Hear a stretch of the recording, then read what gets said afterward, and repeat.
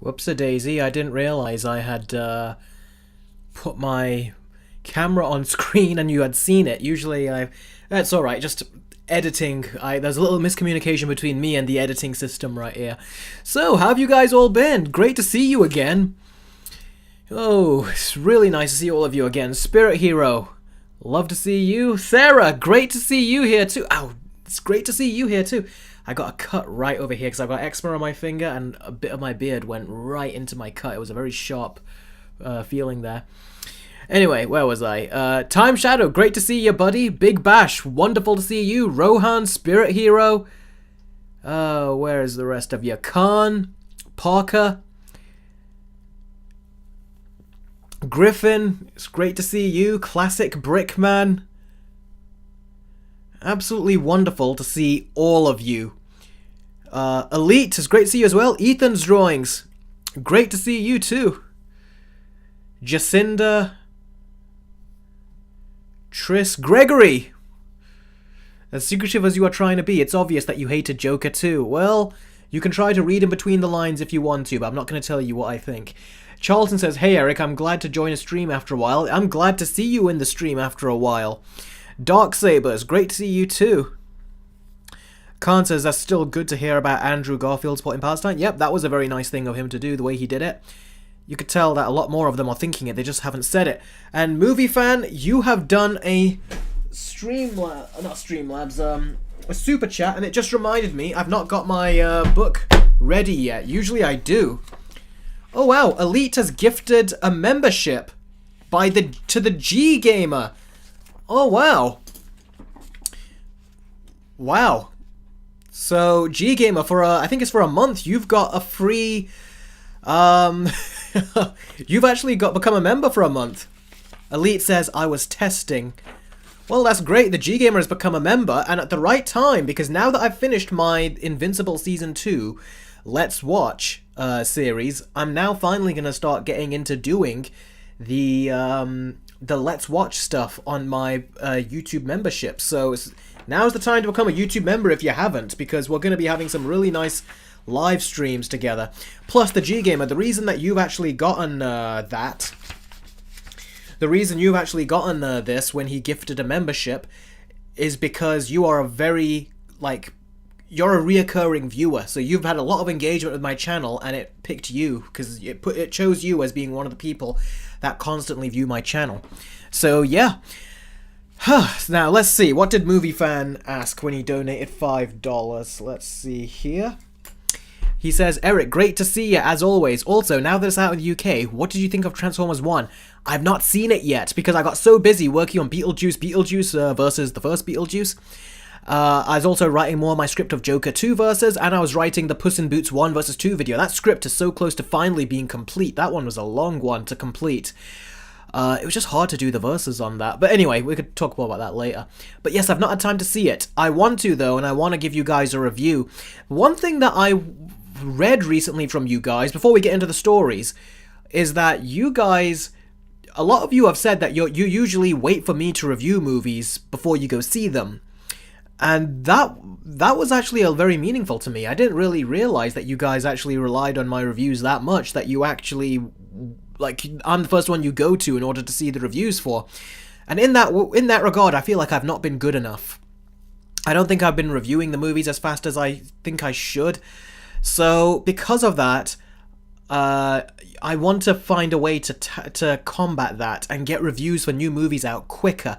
You guys know I take great pride in my editing, so it's very hard for me usually to try to, edit a review very quickly. It just is. So I'm going to find a new method to review movies for you quicker. That requires minimal editing, but you get my thoughts and my reviews out. That's what I'm going to try to do.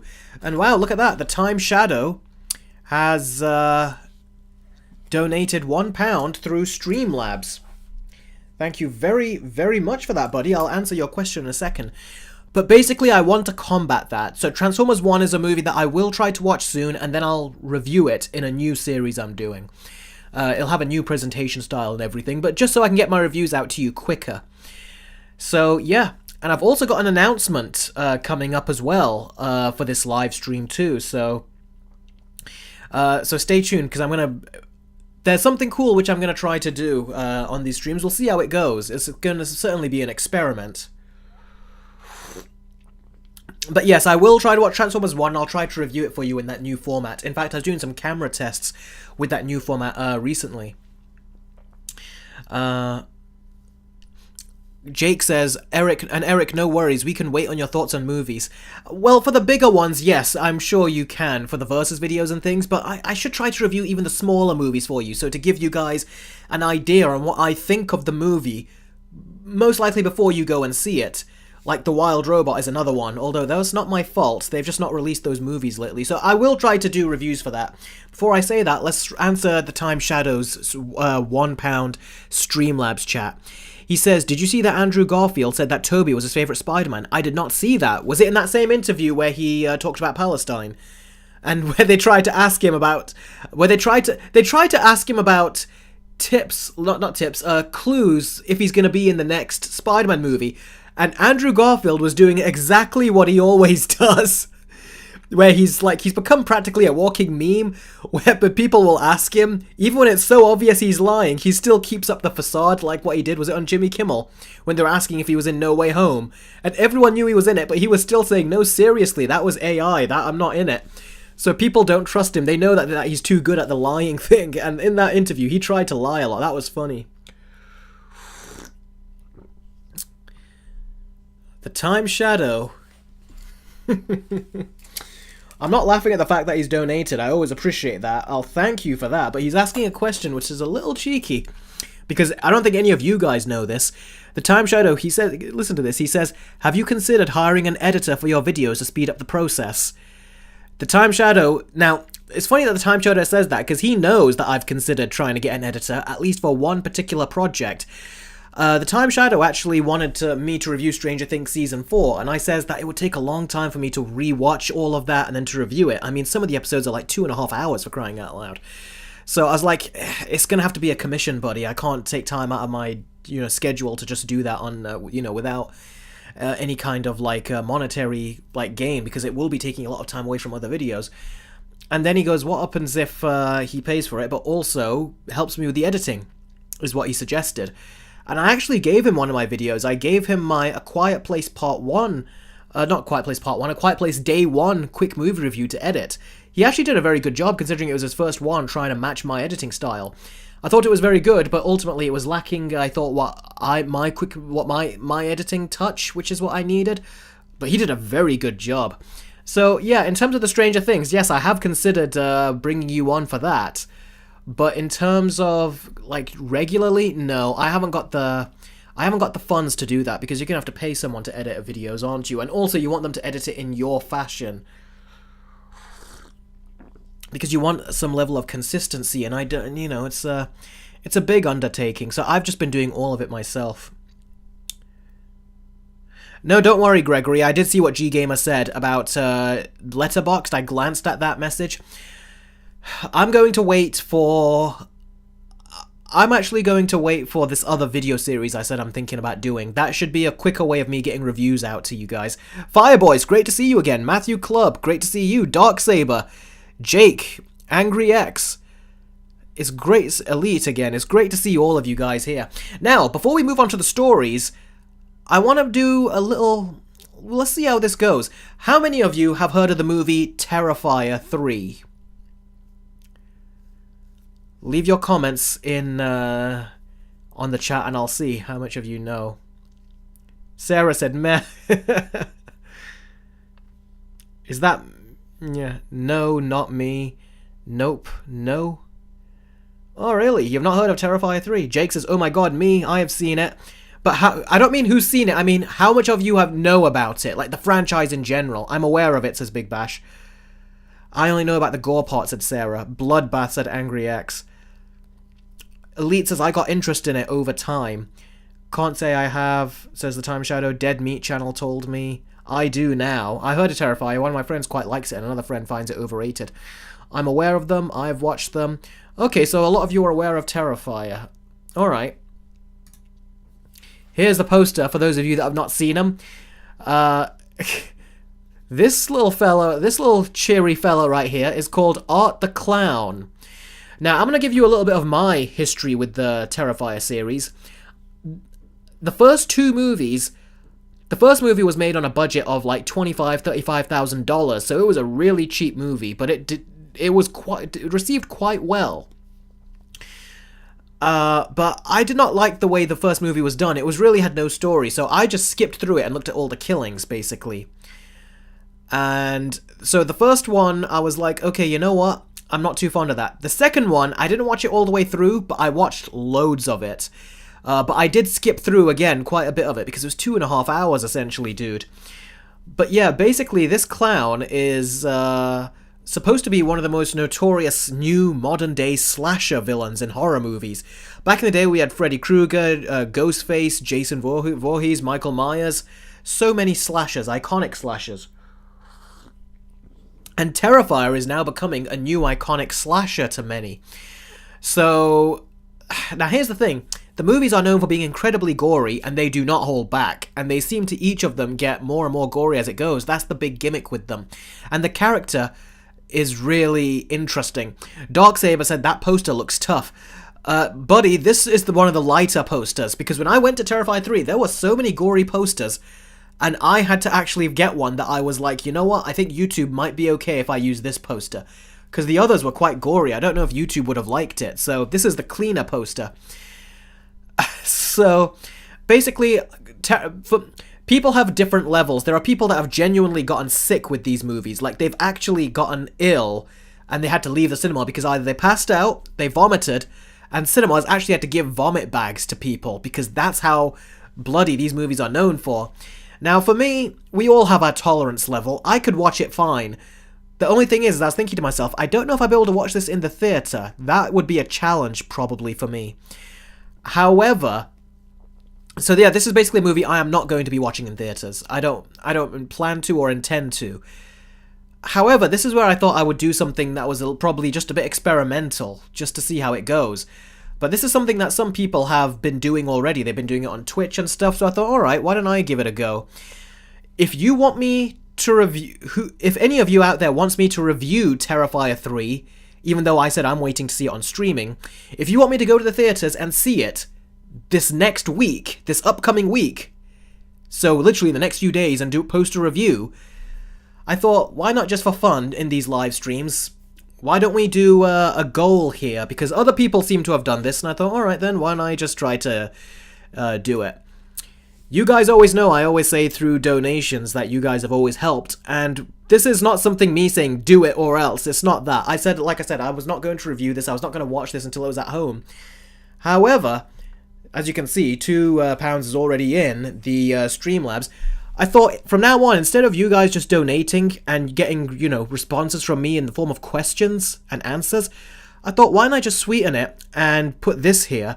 So, if we reach those big donation peaks at points, you guys get a bonus review now. Because like I said, I'm trying to find a way to do additional reviews of newer movies so I can review them for you guys. So this week it'll be Terrifier, another week it could be another movie that I don't intend to review, but I will as a bonus. So I thought, yeah, what about that? What do you guys think? If you guys are interested, whenever you do donations, it will all go towards... Basically, it's not going to be just questions and then you get donations. I thought this will be another way to give you guys an additional bonus for donating, basically. Movie fan, that is a good pun. Not bad, but don't rush your art. This guy, you guys know he's called Art the Clown, right? That was a good one. Angry, I've not seen Transformers 1 yet, but I'm going to. And the same day I see that, I could also watch this and review this for you guys. So yeah, if we reach, and this is something I'm going to be experimenting with, because I want to see if I, like I said, I always appreciate when you guys donate, but I always want to try to give you guys more back. So this will be like, you know, if through, you know, like this is a communal thing, so through a lot of you donating, if we reach that level, then yeah, sure thing, I'll review this for you. This way I'll give you something extra in terms of, in return for your donations, because you guys have been so generous, and every stream I do, you're always very generous. So I wanted to give you guys something more back, and additional movie reviews that I probably normally wouldn't do. I thought that was I thought this would be an interesting way of giving you guys something back. Because you guys are always kind to me through donations, so this way, if it reaches a certain level, yeah, I'll do another review for you guys. So that's the goal. People always have Twitch goals and things, and they say that we'll give subs out. I'll give you a review out. So there you go. If we reach the goal is on this, if we reach through Streamlabs chat, not YouTube Super Chat, through Streamlabs chat, the link is in the chat. The link is in the chat and the description. If we get to £150, in the next few days, I'll review Terrifier 3. Not the next few weeks, not the next few months, the next few days. Big Bash says, you deserve all the praise, Eric. You're genuine and not many are like that. Oh, thanks. That means a lot. Like I said, I always like... Whenever you guys donate, even through Patreon or anything, you'll always see there's always perks attached to it. I never want to just get donations for nothing. I always want to make sure there's something I can give in return. So I thought this would be a fun way of doing that. So whenever donations happen, if they reach that certain goal, then it'll be a fun little way of it's almost like a prize for donations now. Like there's an extra perk basically. So yeah. Ted Wolf says, good luck, bring a sick bag with you. Maybe. I'll let you guys know how I do if I see it. Again, like I said, it has to reach that 150, it has to reach the goal. Once it does, or if it does, I'll go see the movie in the next day or two and I'll give you guys a review and I'll let you know how I did. It is, one of you said it's not in your theater. It is in mine. I've checked and I've seen. Ooh, there's a thanks for the donut. Holy moly, Sarah. Sarah says don't watch it and now she's gotten closer to going to that goal. Sarah says, oh man, Sarah, I keep saying I would actually give you a hug if I was actually in front of you because you are just too kind. You really are. Fireboy says Sarah is back again. She sure is. Sarah, thank you very, very much for your donation. I really appreciate it. And yes, that is a blood sort of like progress bar that I've put down there. So it is red. Okay then. So Sarah has donated £38.26.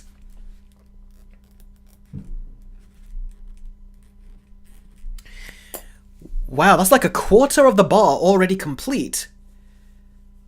That was far quicker than I expected. Batman's Gamer says, what did I miss? Basically, Batman's Gamer, I've just greeted all of you and I says that if you want me to do additional reviews,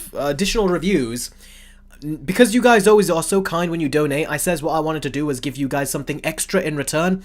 So basically, every week I'm going to try to do this thing where I'll try to review an additional movie that I was normally not going to see in theaters if we reach this goal. So it'll make the donations almost like they're more interesting, like they're more fun to see a progress bar go to the end and unlock a gift or something.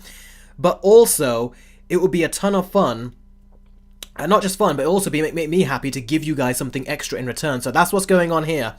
So whenever you do donations, do them through the Streamlabs chat, the Streamlabs link that I've got in the description in the chat, pinned in the chat. And if we reach £150, that's the goal, I will go watch Terrifier 3 in the next couple days and give you guys a review in this new review show that I'm planning to do.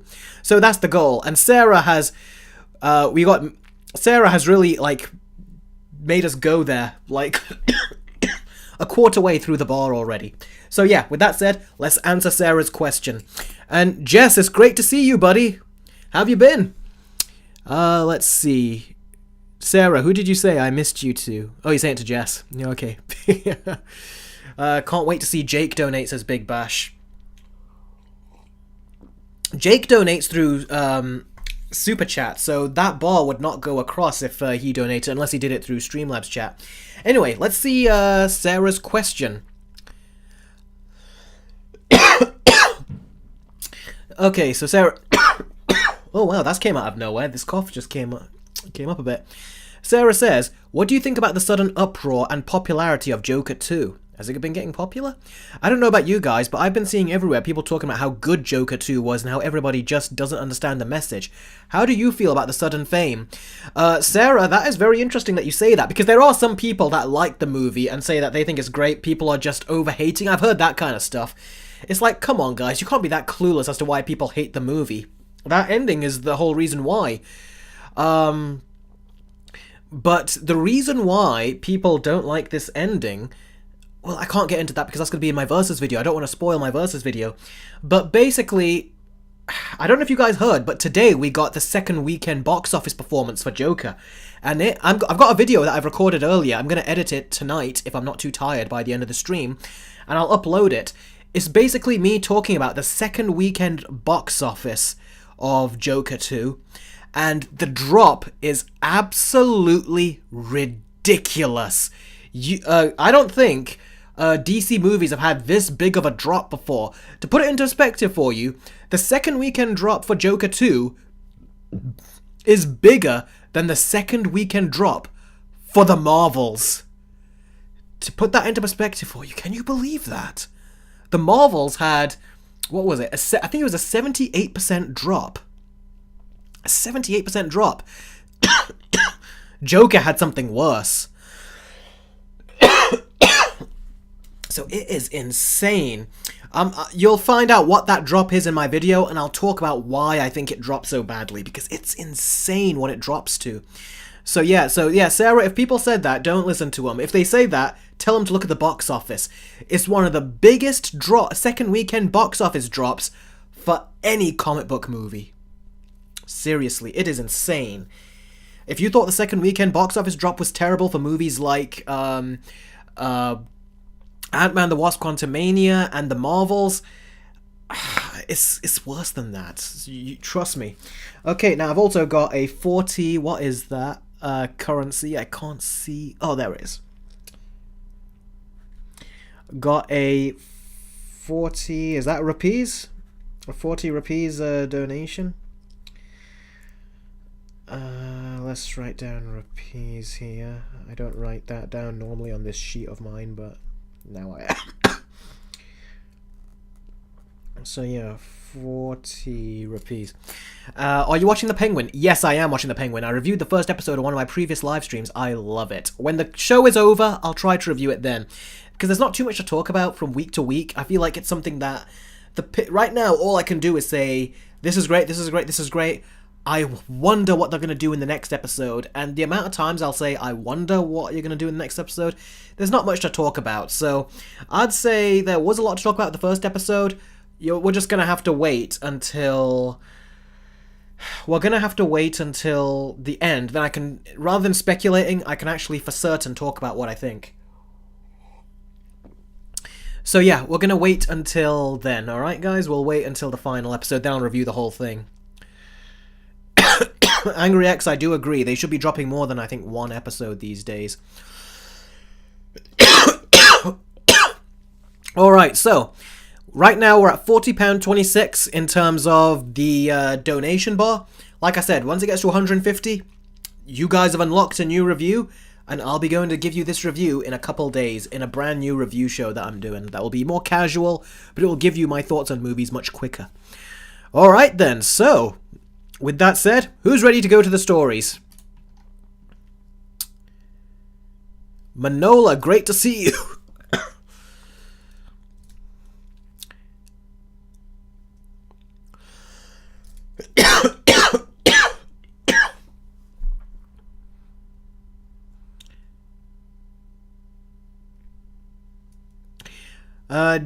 Jess says, Eric, how have you been, and tell me what I missed.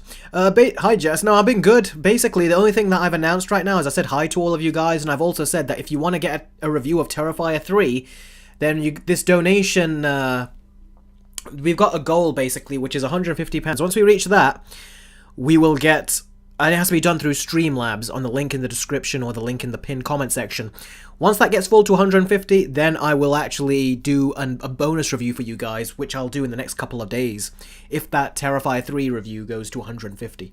So that's basically what I said. So if you fill that bar, you'll get an extra review. So, with that said, let's get started. Which story should I start with first? Okay. Well, I think it's about time we talk about our new Green Lanterns, don't you think? All this time with the streams that we've been doing, we've been talking about the Lanterns casting and the rumors and who we heard was going to be cast as these Lanterns. And now it's official. It's final. There's no more rumors or guessing or nothing.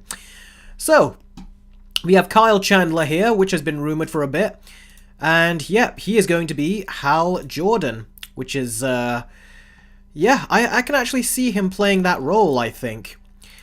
Oh, the Time Shadow has done a £1 donation. He's brought that line closer to getting done for the review. Alright then, so what does he say? I rewatched The Batman recently in order to watch The Penguin because it had been a while since I saw it and needed a recap, so now I'm going to start watching it soon. Also, I've not watched it, but is it just me or has Agatha been surprisingly popular?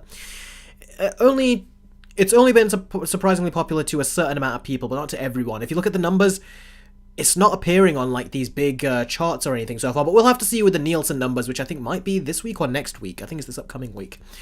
Alright then, so... yeah, we finally have gotten the answer.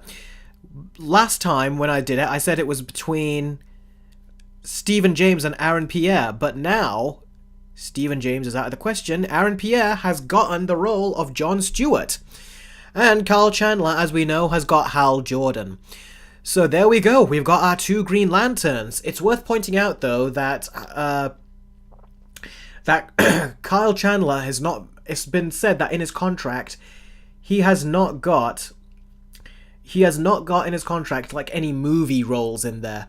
So that basically means that he's most likely either gonna just die in this movie, or he won't show, or he might just go away and he might not show up in the future movies. So far, at least, that's what it seems. So people are thinking that he's probably not going to make it in this show. People are saying it's gonna be for a diversity reason, but I gotta say, Jon Stewart is my favourite Green Lantern, so I'm hoping they do him right, and by hiring Aaron Pierre, I think they've done a phenomenal job. Let me get rid of Kyle Chandler here for a second. And let's talk about Aaron Pierre. Now, I've got another picture of him right here. And look at his haircut. Look at his haircut. And let's get rid of that picture of him behind here. And now, what I'm going to do is I'm going to show you 2 pictures of Green Lantern from the animated show. So here's Justice League, the animated series. Here's Jon Stewart here. Just look at the 2. Take off his goatee and his beard and his mustache and just take a look. He looks just like Jon Stewart, like in live action. He looks so much like the character. And... Jon Stewart had another look in the animated series, and it was this time it was like the reverse. Right now, in the picture on the top, he's got no beard, but he's just got a head of hair right there. But they also swapped it in the show where they gave him no head of hair, but just a beard, and he looked like this. Look at Aaron Pierre's beard, his goatee, and his mustache. And just imagine if he shaved his head. He looks just like him. What do you guys think? Do you see how similar he looks? He looks just like the character. And I don't know what to say. This is just so exciting. This casting is just excellent. Look at it. Batman's Gamer is like straight up. Manola's like, yeah, I can see it. Jake is like, perfect. Fireboy says Aaron Pierre is going to do an amazing job as Jon Stewart. Movie Fan says he looks awesome. Colin says he looks exactly like it. I know, right? He looks just like it. Batman's Gamer, he literally looks like Jon Stewart. Jess says this will put the terrible 2011 movie to shame. It sure will. I mean, just the casting alone feels like it's putting it to shame. Sorry, Ryan Reynolds, but you know it's true. I'm sure he knows it's true. Khan says, but I seriously do not get the drama for Pierre, and especially with the light skin drama and argument. So stupid, honestly. Yeah, all this talk about diversity, it's interesting how the people that are calling for diversity are also now starting to split. I was gonna say they're splitting hairs, but now it's like they're splitting colours, basically. I mean, black is black. I get it if he was black, but he looked practically white, because there are people that... I remember when I was younger, I thought they were white, and they were saying, no, they're black. Like the Aunt Vivian, the replacement Aunt Vivian that came in Fresh Prince. When I was younger, I thought she was always white. They hired a white woman. They said, no, she's black. I didn't even know that. So with that, I could understand that it's not dark enough to look like Jon Stewart. But come on, look at him. He's dark enough. You don't have to go, like... I just think this is a stupid argument. Look, black is black. Simple as that. And he's fine. He looks just like him. So this is perfect, I think. And of all the time they do race bending and stuff, it's like, here, you're not race bending, and now you're complaining. I don't understand the whole thing of they're not black enough. So yeah, I just think it's a ridiculous argument, to be honest with you. I don't understand why it's a big deal. And the G Gamer says peak casting. It is, buddy. It really is. Even his eyes are green. Huh, are they? I didn't realize that. The reason why I didn't realize is because they're going to have to use CGI on his eyes anyway to make it look green when he's, you know, all Green Lantern-y. So yeah, a lot of you seem to really like the casting here. I know, I really do love the casting here. So yeah, we were aware of it for a while, but now it's finally confirmed. Kyle Chandler will play Hal Jordan and Aaron Pierre will play Jon Stewart. There we go. There's our Green Lantern, and they're both going to be in the new Lanterns show, which seems to have very good writers attached to it. Writers from like the Watchmen show, which I've not watched, but I've heard great things about. Also, the writers that they've got on board for what was the other? It was not Argyle. What was the show? There was a mystery show with Jason Bateman, I think. Ozark. The writers for Ozark, they've also gotten them on here on board to write for this show too. So, and it is going to be more like a detective type show, a cop procedural type thing. So yeah, they've hired the right people, it seems, based on the stuff they've worked on to come and write for this. So here's hoping it's great. I hope they do a great job with it. So yeah, I'm looking very much forward to this series, and I'm looking so forward to seeing Jon Stewart with the Justice League eventually and with Superman eventually. It's going to be cool. It really will be. Khan says, let's see if the show is good or not. It should be good. Because the talent they've got is really good. It's not like the Marvel shows where they hire these nobodies. The writing teams they've gotten, the directors they've gotten, these are people that have good track records on like popular shows. So they've gotten really good people to write the show, and I bet you they're going to do a great job. It's not like the MCU shows where they have... where we found out they have some movie executive that is basically monitoring them and telling them what they can or cannot write. It's not like that. So they are going to do a phenomenal job. I really think they are. So, yeah, it will be a very fun time, I think. It'll be very exciting, I think. So, yeah. Batman's Gamer has done a $5 super chat. Just to let you know, Batman's Gamer, if you use the Streamlabs chat, in the link I've done in the description or in the I've pinned on the super chat, if you do that, do you see this Terrifier 3 bar that I've got here? Like I said, if we get to £150, that's the goal, I will do a bonus review for you guys. So it'll probably be in your best interest to donate through Streamlabs chat. That way this bar will get more and more full with blood all the way till the end. Because like I said, I was not going to plan seeing this movie in theaters because I think it's too gross for me. But I'll let you guys know my reaction when we actually get to see the movie. Batman's Gamer says, no, I should have done Streamlabs. Don't worry, buddy. Whenever you want to do it in the future or even now, this poll that you see right here is only for the now. Because tomorrow is not going to be there and then the chances for the review will be gone. But basically, I'm just letting you know for future. Because this is something I'm going to try more often just to make it a bit more fun. And just so you know now, that's basically what I am, what I'm doing. And if you want to get this full, that's what to do. But anyway, let me answer your question. Excuse me, I don't know what's going on with my throat. Alright, so Batman's Gamer says, Kyle Chandler, Aaron Pierre, and Nathan Fillion, Green Lanterns. You fond of Nathan's costume in the set photos? Look at them. I've seen the set photos. No, I'm not a fan of them. The thing is, I keep saying they look like clothes. James Gunn superheroes, their costumes, they always look like clothes. They don't look like superhero costumes. And I'd say that's very much the case for even his Superman. It looks like he's wearing a jacket over him for his main Superman costume with all the creases it has and everything.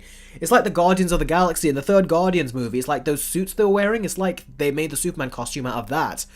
So yeah, Kyle Chandler and Nathan Fillion's Green Lanterns, I think they're going to have their own costumes, I think. And I think that also, because they're going to be on Earth, they're going to try to be incognito. They're going to try to blend in, and I think by blending in, they're not going to be wearing what they're wearing right here. What you see here, I don't think they're going to be wearing that. Sorry, not here. I don't think they're going to be wearing... They're not going to be wearing what Nathan Fillion was wearing. I think they're going to be wearing these, is what I think they'll be wearing. So, yeah. What do you guys think then? Are you excited about this casting? Are you excited about this show? What do you think? Be sure to let me know. I'll read some questions about that. Then we'll move on to the next story. Fireboy says, I'm interested for who will casting for DCU Batman after the casting for Aaron Pierre. Yeah, that's a good observation. I'm curious too. Let's see. Big Bash says it's going to be awesome. Saeed says, I have doubt that's Spider-Man 4. Let's not talk about that just yet. We'll talk about that next story. Batman's Gamer says, Nathan Fillion is wearing a Green Lantern sweater, like how Chris Pratt wore a sweater. I know, I don't like how they're wearing these sweaters. They need... These superhero costumes don't look like superhero costumes under James Gunn. He needs to do better.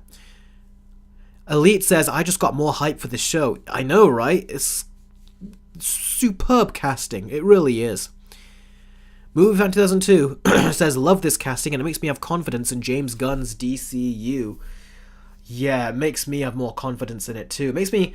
I can't wait to see the lineup. The Justice League lineup eventually. That's what I'm really looking forward to. He actually looks like Jon Stewart, says Big Bash. Yeah, he does. It's surprising, isn't it? And there's even other photos I've seen that other people have done that looks just like it. Oh, Jess has done a $10 super chat. Thank you very much, Jess. Although, like I said, if you want this line right here, this little bloody line to like reach to £150, you need to do a Streamlabs donation. Otherwise, this will not fill up through YouTube super chats. But thank you very much, Jess, for the $10 super chat. I really appreciate it. So let's see, Jess. Oh, did I write that down? No, I didn't. Let's do it. $10 super chat. So Jess says, Eric, James Gunn has outdone himself with the casting of Superman and Green Lantern. I agree. And he will make DC great again. Let's hope so.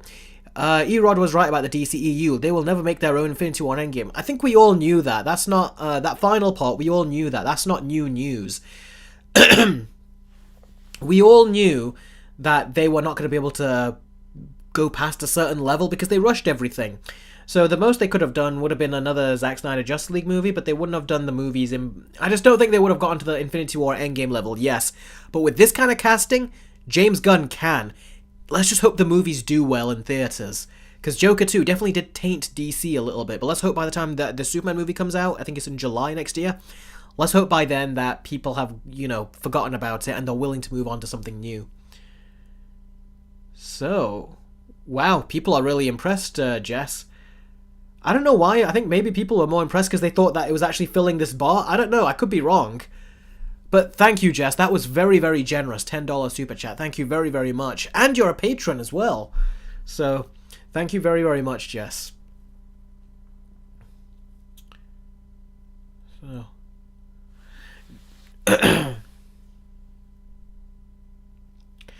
The G Gamer says, I really hope the new Superman movie does well to see James Gunn's DC universe. I hope it does well too. I hope it doesn't become like a Guardians of the Galaxy type movie. Because he's got a lot of superheroes and James Gunn loves to have them all comedically bicker. That's one thing I was thinking before, and I was even saying this to you guys before the Superman movie was being cast. I was like, my concern with James Gunn is that he's going to most likely try to make it another Guardians type thing, because everything he's done, he's got a big ensemble to make jokes with. He's got a big ensemble in Guardians, he's got a big ensemble in the Suicide Squad, and now in Superman he's had more superheroes, and I was like, ah, there it is. There's his ensemble, his comedic ensemble. So, yeah.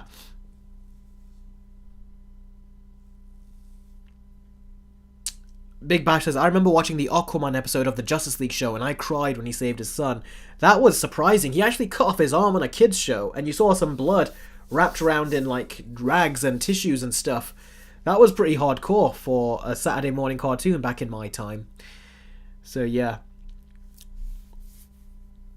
Batman's Gamer says, David Cornswear, Aaron Pierre, who else is the Justice League lineup? We've also got there's a though I can't remember the actress's name. I think she played Dora the Explorer in that live action movie. Then she was an alien Romulus. She's gonna play Hawk Girl. And I don't know about others, but there are... I think that is it so far. Superman and Green Lantern, so we need to see who the rest of them are. Supersonic says Isabella Mercedes. Mercedes? Is that how you say her second name? Let's just say Isabella. Isabella Merced. Is that what it is? Let's just say Isabella. She's basically going to be Hawk Girl. So yeah.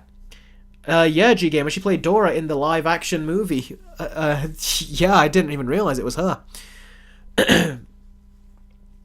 Jensen Ackles is a good actor, Rohan, but he always looks a bit like a TV actor to me, because he has been on TV so many times. Supersonic says, "Hey Eric, sorry I'm late, I had an annoying adventure. That's alright, buddy, glad you're here. You can clearly see what we've been talking about. So, yeah. And if you've not been aware, Supersonic as well, I also said that if you want an extra review from me, all we have to do is fill this bar with blood all the way to the end, and then I'll get, in the next 2-3 days, I'll get a Terrifier 3 review to you guys. So, yeah, he would, Rohan, yes, he would basically look, even if he shaved his head, he would look like the same Green Lantern at the bottom image.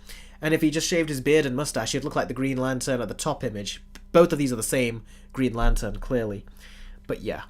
Yeah, it's really cool. So I like what they've done. Can't wait to see more.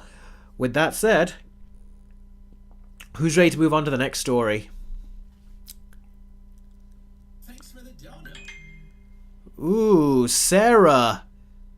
She's brought us even closer. We're halfway there, guys.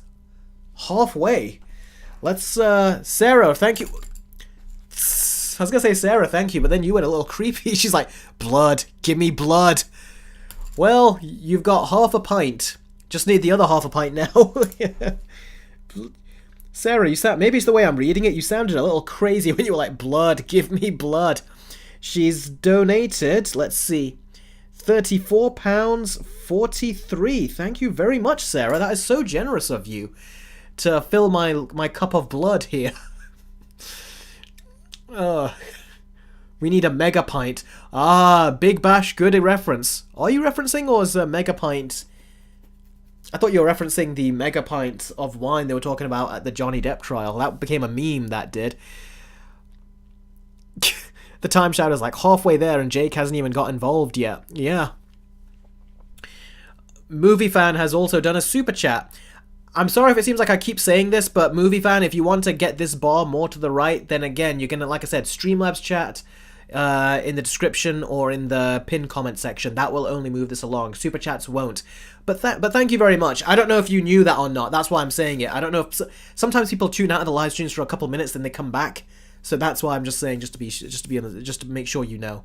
All right, then. So, let's see. What did Sarah ask? She goes, what Justice League member deserves more attention, or maybe just a DC hero that maybe deserves their own movie or TV show? And what character has been handled terribly before? Also, would you like DC to lean more into humor or more into dark and horror? Very good question. What Justice League member deserves more attention? Well, honestly, Jess, and I'm not saying this because this is the one that we're talking about, but seriously, Green Lantern. I've said this before a couple times on the channel. I said that Green Lantern, when I was a kid and I was watching him on the Justice League animated show, I was thinking to myself, I would really like to see him in a live-action movie. And I was about 9 years old when I thought about that. Now, I'm in my late 20s. I'm about to be 30 next year, in the middle of next year. So, it's like, look how long it's taken. So, for me, Green Lantern, always. And that answers your other question on what character has been handled terribly before. Green Lantern. That was a different Green Lantern. It was Hal Jordan. But still, I think Green Lantern in general, people associate it with that terrible movie. They need to associate it with something better. So hopefully this show will do that. And it will be a great stepping stone to say, see, Green Lanterns, you can take them seriously. So that's what I hope. And in answer to your other questions, Sarah, when you said, or maybe just a DC hero that maybe deserves their own movie or TV show, again, Green Lantern. I keep saying I really want him to have a movie. I would have said Flash if not Green Lantern, but we've already gotten a Flash movie now, and we've got a Flash show. But Green Lantern, we've not really got anything of Green Lantern in live action yet. Except for, of course, that other movie, which was not good. And then, this is probably the only thing I would answer on your question that's not... where the answer is not Green Lantern. is when you say, also, would you like DC to lean more into humor or more into dark and horror? I would say they need to lean more into mature with a dark edge. Because DC, the difference between DC and Marvel is that DC has always had more of a sinister, like, darker nature to it. Things could happen that felt like they were their darkness was themed with DC. That's what it felt like. Like, it was very DC themed, if you know what I mean. So I think they need to find a balance. They need to make a good balance. I think what they should do, the most comedic of their movies, should be like the first Shazam film, where it was comedic, but it had a lot of horror in there too that was sprinkled in. That is what I think should be the lightest tone of their movies, what we got with that first Shazam film. And the darkest, well, they can use their imagination, can't they? We've seen what the Batman can do when it's dark. Even Zack Snyder's Justice League, which I thought was a good movie, we've seen what that can do when it's dark.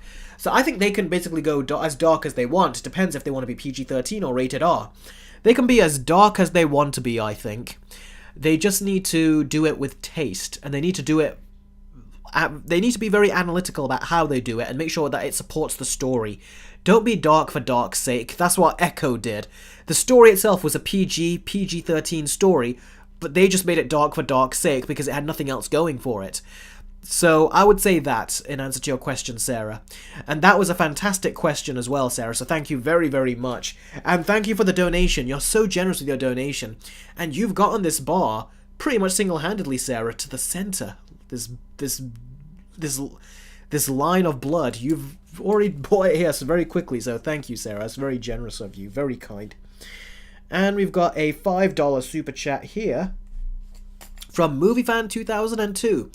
Eric, would Katara have been the next Avatar if Aang died in the iceberg around the time she was born? That's an interesting question. She could have been. I never even thought of that before. She could have been, but I think no. I'd like to think that Katara was not meant to be an Avatar. None of these characters are. Neither Toph, if it was like, say, the cycle was to go to Earthbender. I just don't like to think of it that way. It just seems like it takes something away from the characters, if you know what I mean. So I wouldn't quite say that, personally.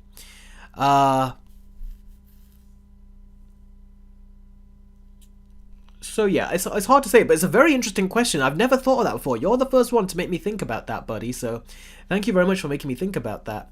And let's see. Sarah, I don't know what to say, Sarah, seriously. The only person that has left me speechless like this is Jake. That should tell you something right there. Although Jake, Jake used to, let me go back to some of my earlier pages. Jake would do stuff like $140 or something, and then $70 on top of that. Jake was crazy. I feel like you're both crazy, but you're both crazy in a very charming, good way. So, anyway, let me answer your question. What was your question? Eric, you heavily hyped and... Hang on. Did I write this down? No, I didn't. Let me write that down quickly. Eric, you heavily hyped up the Penguin for me, and from all the episodes that have come out, are you still hopeful? I decided to check it out, and I really liked it, and really liked Oz's character. Yes, I find it extremely hopeful, because all the people that have watched it, they all really do like it. They say each episode is great. The Penguin becomes more despicable as a character with each episode. It's like, even when you think that he's about to improve, he doesn't. He just kind of gets worse. And I hear he gets worse and worse as the episodes go. Colin Farrell even said in an interview, when someone said to him that, I've only seen one episode and you really like Penguin, he goes, how many have you seen? He goes, have you seen the final one? And then the interviewer goes, no, I've only seen the first. We've got the second one coming tomorrow. Then he goes, oh man, well, I have a feeling that if you like him now, I have a feeling you won't like him by the end. So it makes me wonder, what is he going to do? Because Colin Farrell keeps saying it's dark, it's dark, it's dark. And I'm like, how dark does the show get? Because he even said it kind of started to mess with his head a bit. Like, it started to become like disturbing to him.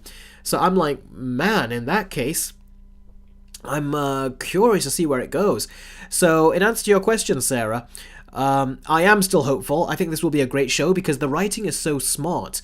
The writing for the Penguin has actually made me reevaluate my standards for these kinds of spin-off shows.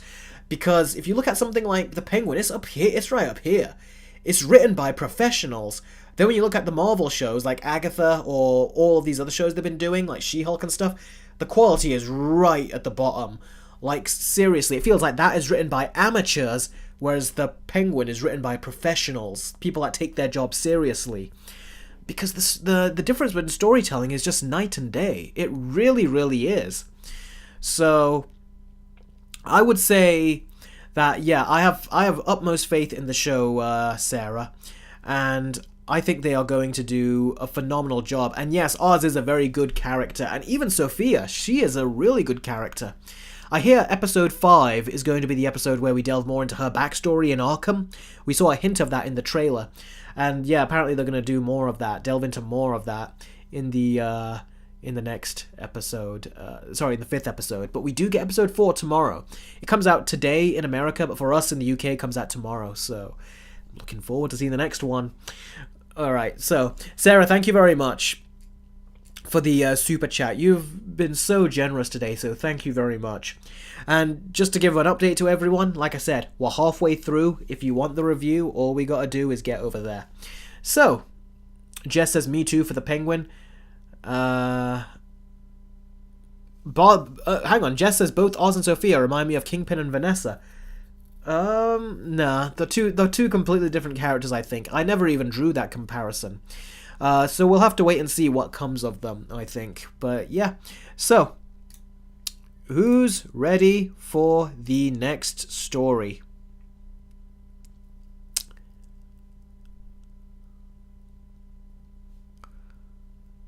Okay. Alright, now it's time to talk about Spider-Man.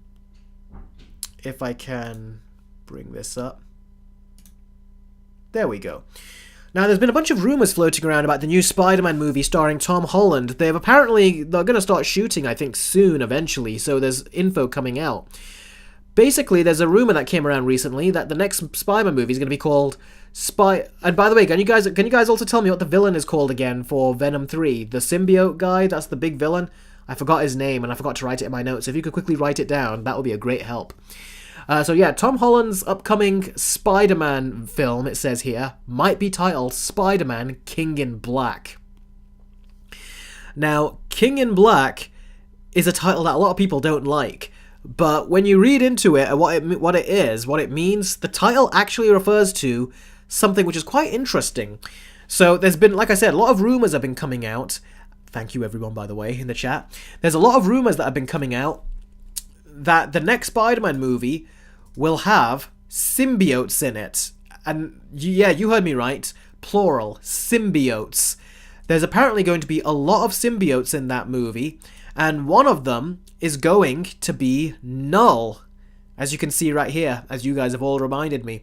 Null is the character that was in the Venom 3 trailer. When you see that big guy that looks like he's on a throne and he's got all the symbiotes. He's a character that was created a few years ago that is basically supposed to be like the king of all of these symbiotes and stuff. He's like the big ringleader. And there's rumors going around that he's going to still be alive after the next Venom 3 movie, and that he's going to be in Spider-Man 4. So that's what the rumor is right now, that multiple symbiotes will appear in Spider-Man 4. Another rumor is that Tobey Maguire and Andrew Garfield could show up, one of them or both of them. The movie is also a big event film rather than a street-level film, which the end of the last movie, No Way Home, promised. And the villain, like I said, in Venom 3, will survive and be in this movie. So that's what we seem to have a lot of lately, is it seems like Sony has won against Marvel, because for those of you that don't know, it seemed like Marvel, the MCU, wanted this movie to be more of a low-level, street-level kind of superhero movie, Spider-Man movie, which is like what we have always wanted. But Marvel have not been giving us with the first two, and I'd say any of the Tom Holland Spider-Mans. So now they're giving it, that's what they wanted to do, but apparently Sony wanted another big movie because the No Way Home made so much money, they wanted to make more money, so they said, make it another multiverse movie. So they want more of Andrew Garfield in there, and more of Tobey Maguire, apparently, is what they want. So yeah, and Sarah has done another donation. She's done a $6 donation. Thank you very much, Sarah. She says, you think you're going to like the new Spider-Man? Do you think you're going to like the new Spider-Man movie? Anything you're looking forward to or hopeful for in this one? Well, I'm not looking forward to it because it's Sony and it's the MCU, and I've not liked the recent Tom Holland Spider-Man movies. They just don't seem Spider-Man-like to me. I like the end of No Way Home where he's in a crappy old apartment and he's lost a lot now. And I'm like, okay, this is a good place to actually make him Spider-Man now. Not Iron Boy or Spider-Boy like he was before. Now it's time to turn him into Spider-Man. And yes, I did want to see a more street level, more like a street level hero, that like he's been in the Raimi movies and even in The Amazing Spider-Man. That's what I wanted to see, but it seems like now they're trying to go back into making a big movie, even though they perfectly set him up to be in an apartment and to, like, you know, to become the Peter Parker that we know from the comics and everything. I feel like Raimi got that down. All that talk about Marvel getting the comics down, Raimi got it down better, I think, with Spider-Man. Versus what Marvel are doing now and Sony are doing now with Tom Holland's Spider-Man. They're just trying to, like, use him to be in these big ensemble movies, but he's never had a movie on his own where he's been really able to shine. So that's what I think when it comes to Tom Holland as Spider-Man. It's like, you've got a great actor, but you need to give him the great writing in order to allow him to, like, you know, be the Spider-Man that we want him to be. But they're just making him this cheap cardboard cutout in comparison, in my opinion. He's too kiddie and everything, so I really wish they would just do better in that regard. So yeah, in terms of anything I'm looking forward to or hopeful for in this one, it'd be cool to see the symbiote attach itself to Spider-Man again. We've not seen that since the Spider-Man 3. So to see the symbiote effects, that's always cool. But I hope they do it well. I mean, he's lost everyone, and the symbiote is meant to affect his relationship with the people he loves in his life, but he's starting from square one. So does he have anyone to love in his life? Can the black suit really cause any loss between his friends and family? I don't think it can at this point, especially considering everyone's forgotten who Spider-Man is. So it's like, is it even right to bring the symbiote in right now when he's got no friends or anything where they can see him act out? So yeah. Elite says, I wanted a street level movie. Yeah, a lot of us wanted that more street level. Batman's Gamer, you're right. There is no point to have the symbiote. Big Bash, no, I don't think Insomniac handled the symbiote well in Spider-Man 2. I think they did in terms of when it was controlling him, but I don't think they handled the symbiote well in terms of when Peter was acting out in front of his friends, and then how they were reacting to him. I thought that was very poorly written and very sudden. And the battle of how they tried to get it off of him was just so easy. It felt like it was way too easy how Miles did one battle with him and that's it. The symbiote was off. And Miles didn't have a scratch on him. Neither did Peter afterwards. I thought they should have had more damage on them in that game. So I think that game was disappointing in terms of how the symbiote affected the relationship between him and his friends and everything. Jake says, it's obvious that Venom will be in this movie. That's what Sony really wants.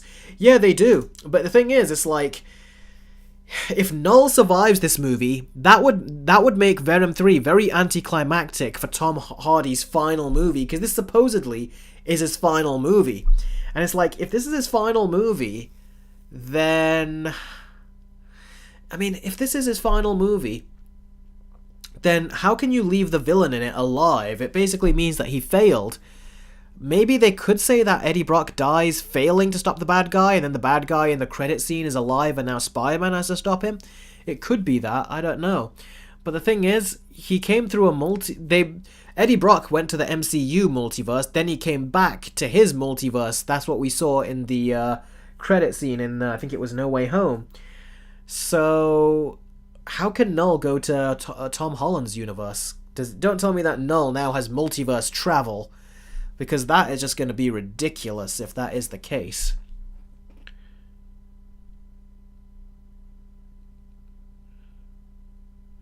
Jess, you'll be saying that too, but on your own. I don't think a lot of people here are going to be saying we are Venom. Colin says, I know I'm gonna hate it automatically. I know I'm gonna hate it automatically if this is true. We'll have to see how they do, but we know that Sony's history of forcing people to use the symbiote in their Spider-Man sequels, don't we? We all know what that was like.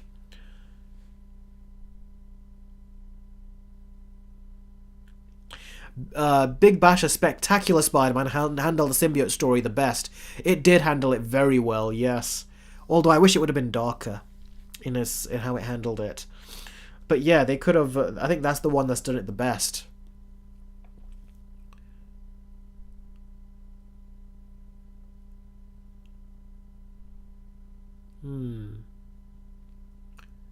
The Dark Lord says, what have I missed? I got here a minute ago.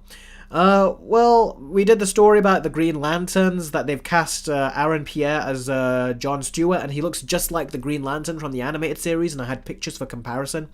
I've also talked about this, how if we fill this bar of blood all the way to the right over here, that I will end up reviewing Terrifier 3 in about 2 or 3 days. So if any of you fill this bar all the way till the end, we'll get a Terrifier 3. I'll give you guys a Terrifier 3 review in the next few days. Well, I say few, next couple days. And yeah, I said I'm also going to be doing more movie reviews, and then we right now talked about the symbiotes being in Spider-Man 4. So yeah, like I said, these are all rumors though. You got to keep that in mind, that they might not do all this stuff, but I don't know. It sounds very much like this is what Sony will want to do. And on top of that, I think I was trying to say that Tom Hardy will die, but you know they're going to try to bring Venom into the next movie. And most likely they're going to have Spider-Man and Venom team up to fight Null. I bet you that's what they're going to try to do.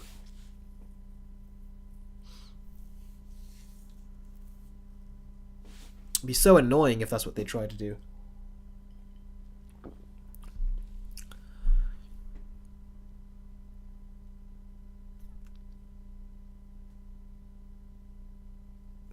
Batman's Gamer says, bet $50, Eric. Bet it, I dare you. You mean if I was a betting man? Well, I'm not a betting man, but I do just hypothetically say that, yeah, I'd bet money on it. But I don't know, I would not bet money on it. But then again, it is Sony, and that makes me feel more confident to then start betting money on it, because they can't help themselves, and the symbiote, for some reason, Avi Arad is just so attached to that, making stupid decisions. So, who knows? Maybe he could.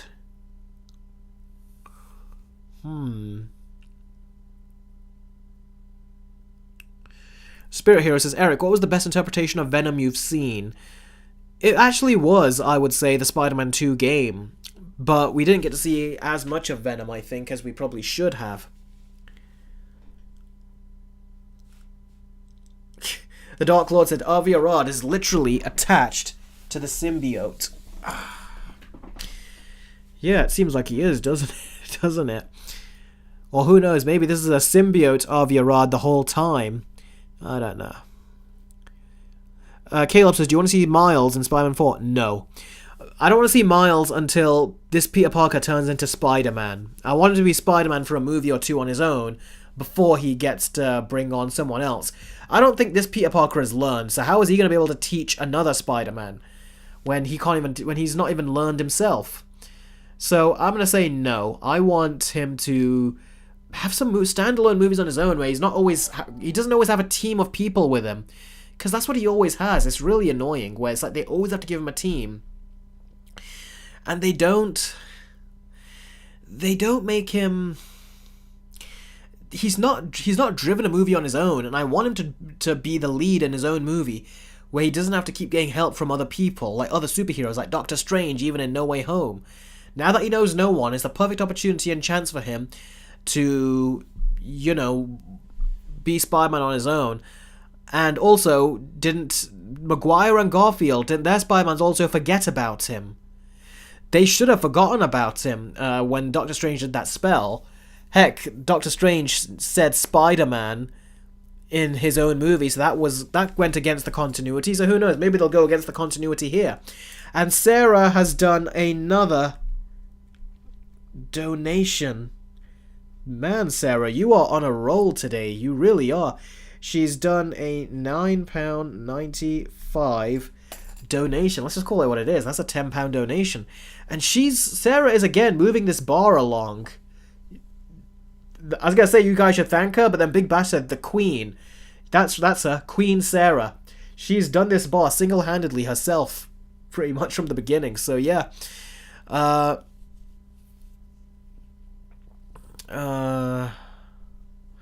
Let's see. The Queen, yeah. I love what everyone's calling you, Sarah. So, Sarah says, have you ever truly hated a character? I'm sure I have. Many. I don't think I've ever truly hated a character. I just can't hate on a well-written character. I also really love anti-heroes and morally grey characters. They're so much fun and so messed up. What do you think? Yes, morally grey characters, yeah, I totally do. I really do like morally grey characters. They're very interesting. That's why characters like Batman are interesting, because they do really bounce back and forth between that grey area. And then you get people like the Punisher who are out of that grey area and somehow are able to push themselves back into that grey area. It's funny. Khan, you've just said exactly what I was thinking. Yeah, Mr. Poe. I've thought of this in the past. I was like, there's a character in my head that is not in the surface of my head. Someone in the back of my head that I know I really hated, but I can't remember. It was Mr. Poe. Well done. Well done for remembering that, because I forgot. Even Sarah's laughing at that. She's going, that was so funny. Yeah, it was. Thing is, even I can look back now. At the time, it wasn't funny to me, but it is funny now when I look back at how much Mr. Poe annoyed me. So, yes, I think, yeah, Sarah, Mr. Poe. Have I ever truly hated a character? Yes, and it's been caught on camera. I truly hated Mr. Poe as a character. And let's see. You say you can't hate on a well-written character? Is Mr. Poe well-written? I think it's almost like they're trolling the audience with how stupid he is and how he just pops up everywhere.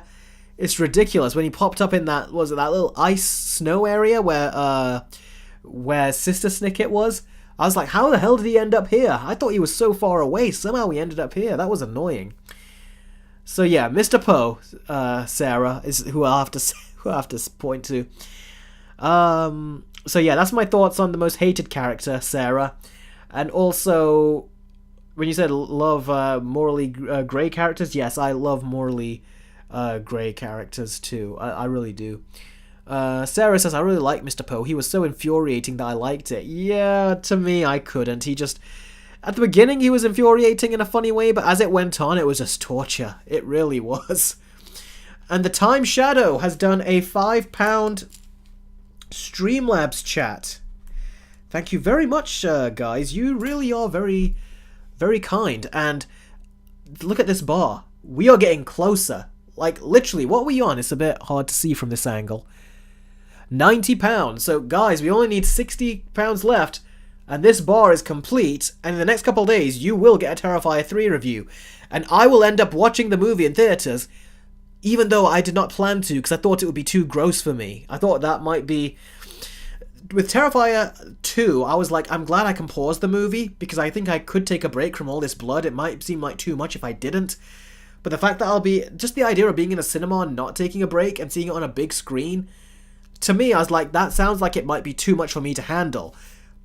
But it seems like you guys are interested. I want to see how I react to it. So, yeah, if this bar goes all the way to the end, I'll watch it, and I will report back to you and let you know if I felt sick like other people.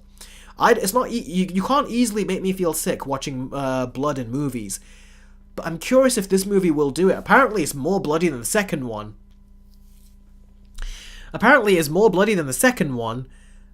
And the second one, there was a point in there where I was like, man, this is actually getting so gruesome. I feel like I could take a little break here. And I think I did. I think I did just pause it for a bit. I think I just took about a minute or two break, like a breather. Then I came back, and then I continued. So I wonder what will happen with the third one that's meant to be even more gory. And I don't have any breaks, so I'm in the theater. I wonder what that'll be like. So, yeah. Anyway, let's see. Time Shadow. So, Time Shadow says, Sony keep on messing up all these projects. They'll be doing it till they're 90. Very good. That's a very, very good... Ooh, excuse me. I've been having a lot of green tea. That's a very, very good way of taking that joke and spinning it on Sony. I think they'll be doing it well beyond 90. The people they seem to hire there just don't seem to care. So they'll be doing it even way after we're all dead. They'll still be doing it. Sarah, we can't stop. That was actually that was very generous and kind of you. So Thank you very much. From the bottom of my heart, from all my viewers, it seems as well. Thank you very much. Thing is, everyone here is really surprised and really impressed by how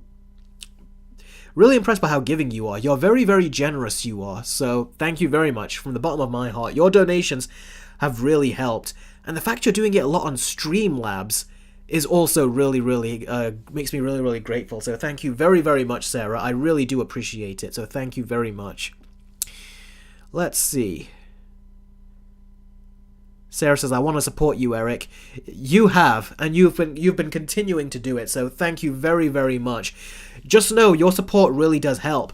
I've been trying to get new equipment for videos. This monitor I've got that I'm using, I've had it for 10 years now. I've been wanting to upgrade to a 4K one. It'll make my editing easier and everything, but I've just not been able to do it.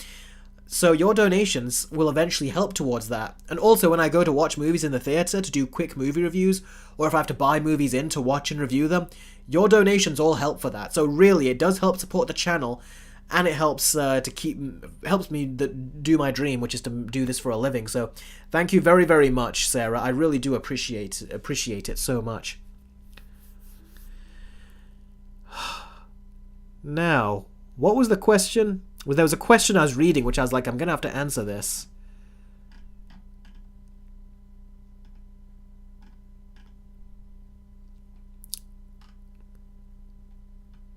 Oh, Sarah says, I love you all too.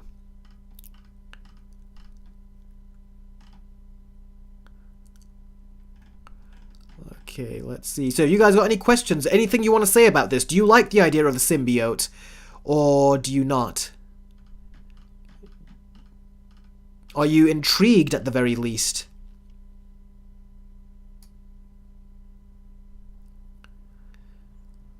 Oh, Sarah said, how much? I'll come running. It's alright, Sarah. You don't have to buy me the new monitor. That would be asking you way too much. But thank you. That's very kind of you.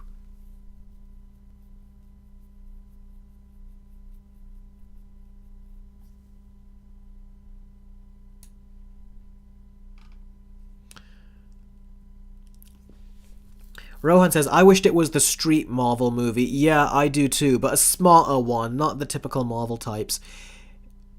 I wished it was the... what was it? I just hated that they forced a multiverse storyline that... Yeah, I think we're all getting tired of the multiverse. So, to do it again in the next couple of... years? We'd wait, like, was it like 2 years or something for the next movie to come out? And for it to be another multiverse one? That just sounds exhausting to wait that long again for that.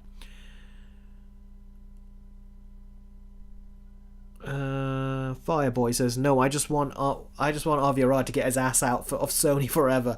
That sadly won't happen. I remember ever since I was a kid, when I was watching the Spider-Man the Animated Series, when I was a very little kid, Aviarad's name would pop up there as well in those credits. So yeah, he's been around in Sony for a very long time, and he's been attached to Spider-Man like the symbiote himself. So yeah. The Time Shadow says, I loved No Way Home, but if they keep doing it, then it won't be special anymore. Do you know what's funny about No Way Home? Me and my brothers, we actually watched Spider-Man 3 on 4K yesterday, I think it was. And we were watching the action sequence between Harry and Peter and Sandman. The camera angles, how they're both like, the camera is like swinging upwards, then going down. And then when they use the glider to follow Sandman's arm all the way around with the camera angle while they try to rescue Mary Jane. The camera angles and the way they use Sandman as a big bad guy to fight, it was so creative. Compare that to what they did in No Way Home, it was just lame in comparison. Oh, look at that, we got a $5 super chat from Batman's Gamer. It says, hi, I'm Peter Parker. I'm 25 years old. I have a bachelor's degree in biophysics. I have a rep for having the worst movies. I don't know if he has the rep for the worst movies, but he has a rep for having one of the worst producers, Avi Arad, and Amy Pascal. Let's see. Spirit Hero says, live action Sony and MCU. Put a multiverse storyline in it and make it lame. That is hilarious, that is. That's really funny. Spirit Hero, that's really good. Did Sarah just throw some shade at Batman's Gamer? Epic donation. The only reason I say is it's shade because she's put a smile at the end. Is that the cheeky smile or is that the genuine one? I can't remember. Yeah. So yeah, but yeah. 2000. Oh, she goes, no, I'm not showing shade. I just think it's funny. Oh, okay. It's easy to misread text, like messages on text sometimes. Okay, so. Deadwolf, that's interesting. Deadwolf says, I wonder what it will be like if Fox got the rights to Spider-Man instead of Sony. That would be very interesting, wouldn't it? It all depends. Would they have made the Sam Raimi Spider-Man movies? Because they really worked, especially the first two. But mainly the first two. Let's see.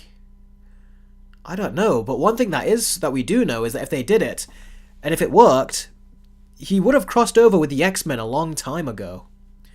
So that would have been interesting. Deadwolf says, I wonder what it would be like if Fox got the rights to Spider-Man instead of Sony. Yeah, that would be interesting, wouldn't it?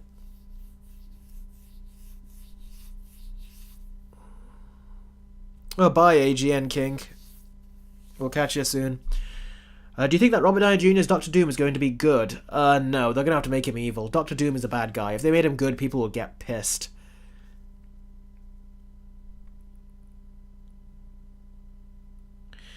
Noah says, the symbiote storyline doesn't make sense because Peter doesn't have any close ones anymore. There's no one to react to him with the symbiote. Exactly, that's what I said. That's what I said. He's got no friends. He's got no family.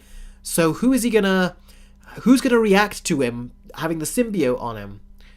It's like, it's gonna be weird.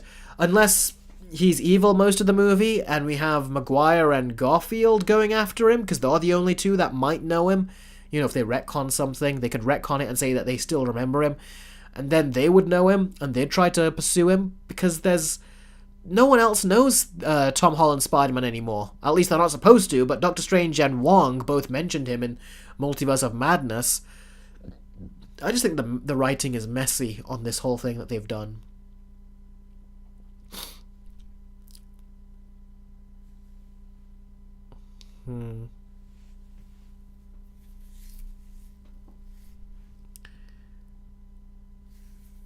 Do you hate the multiverse, says Fireboy? I don't hate it, but I'm getting tired of it, and I feel like I need a big break from it. A big reason why is because they've just misused it. Marvel in particular have misused it with the likes of Ant-Man the Wasp, Quantumania, and various other types. They've just not used it correctly to the, in an effective way that it should have been used. So, yeah. Alright, does anyone else have anything to say about this, or shall we move on to the John Wick story?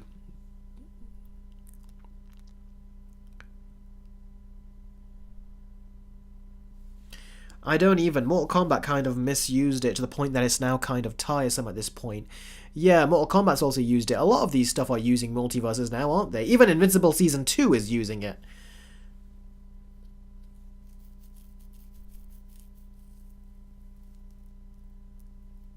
Move to the next story. Alright.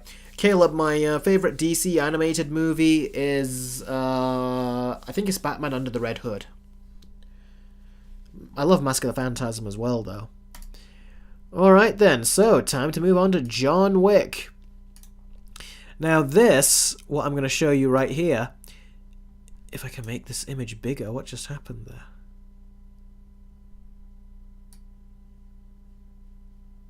It's not letting me make it bigger, that's bizarre. Alright, all of these right here are John Wick projects that are in the works. So, essentially, we've got a whole universe going on here of John Wick that we didn't even really know of. So first, John Wick 5. There's rumors they want to make this because Lionsgate are making a lot of flops this year. So John Wick 5, it says, potentially could take place before the character's death.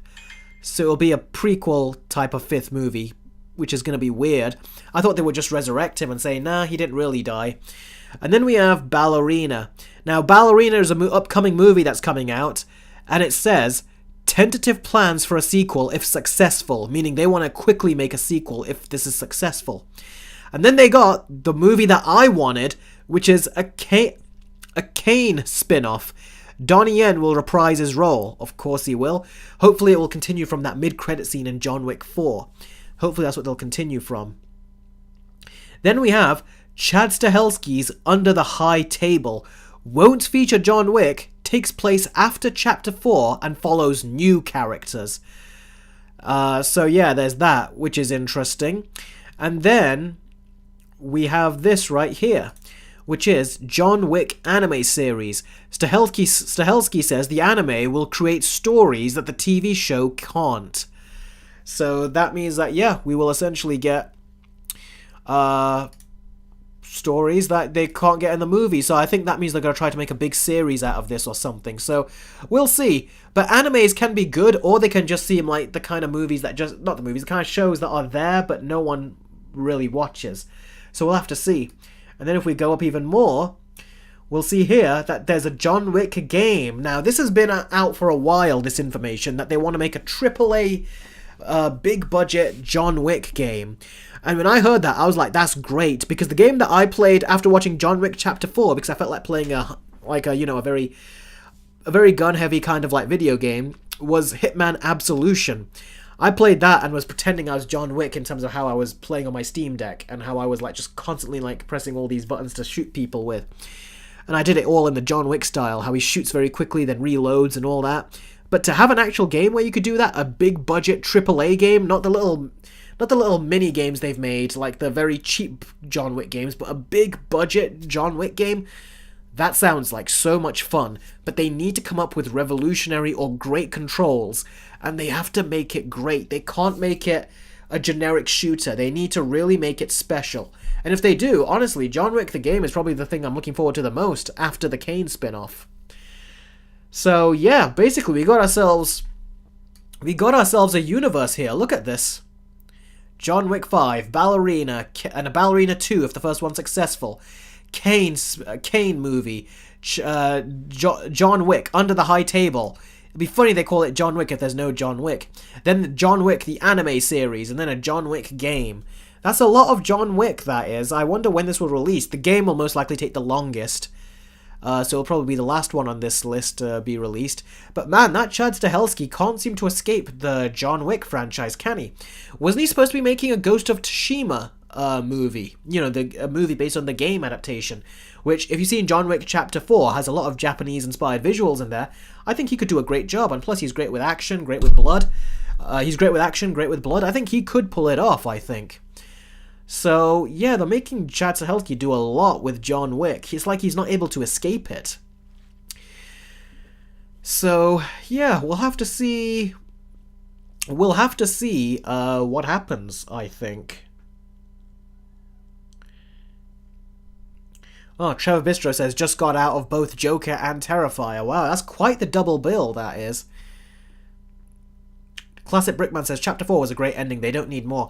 I agree, although I'm really annoyed that they didn't go for the high table. Like, at the end of the third movie, it seemed like Morpheus, Lawrence Fishburne in that movie, felt like they were trying to say they're going to go after the high table. You know, take down this world of assassins, but then they just went for this one dude. That's what I don't like about John Wick, is it feels like they got a great story there, but they just never went into it. They just made it a very small-scale story. And that is annoying to me, that they just keep doing that. So, I hope they... I don't know. It's like, I'm annoyed that the John Wick stories have never interested me very much. The second one did. The first one did. The third one, not so much. The fourth one, I was more into it for the action, not really for the story. So, yeah. So what do you guys think of all this then? Do you think this is too much John Wick? Do you think it's that it's just the right amount of John Wick? Or do you think it's not enough John Wick? Would you like even more than this? Saeed says, it looks like they are going full MCU formula mode of irrelevancy. That's interesting. What do the rest of you think? Big Bash says, I miss when movie franchises had an actual end. I do agree. They don't seem to know when to stop now, do they? If they sense that we can make just a little bit of money, they'll still squeeze another one out. Classic Brickman says, way too much. Fireboy says, I don't mind it, but I'm interested in the Kane spin-off. Yeah, I'll tell you what. If it was up to me, I would say the Kane spin-off, the John Wick anime series, sure. and then the John Wick game. That's what I would say, what I want.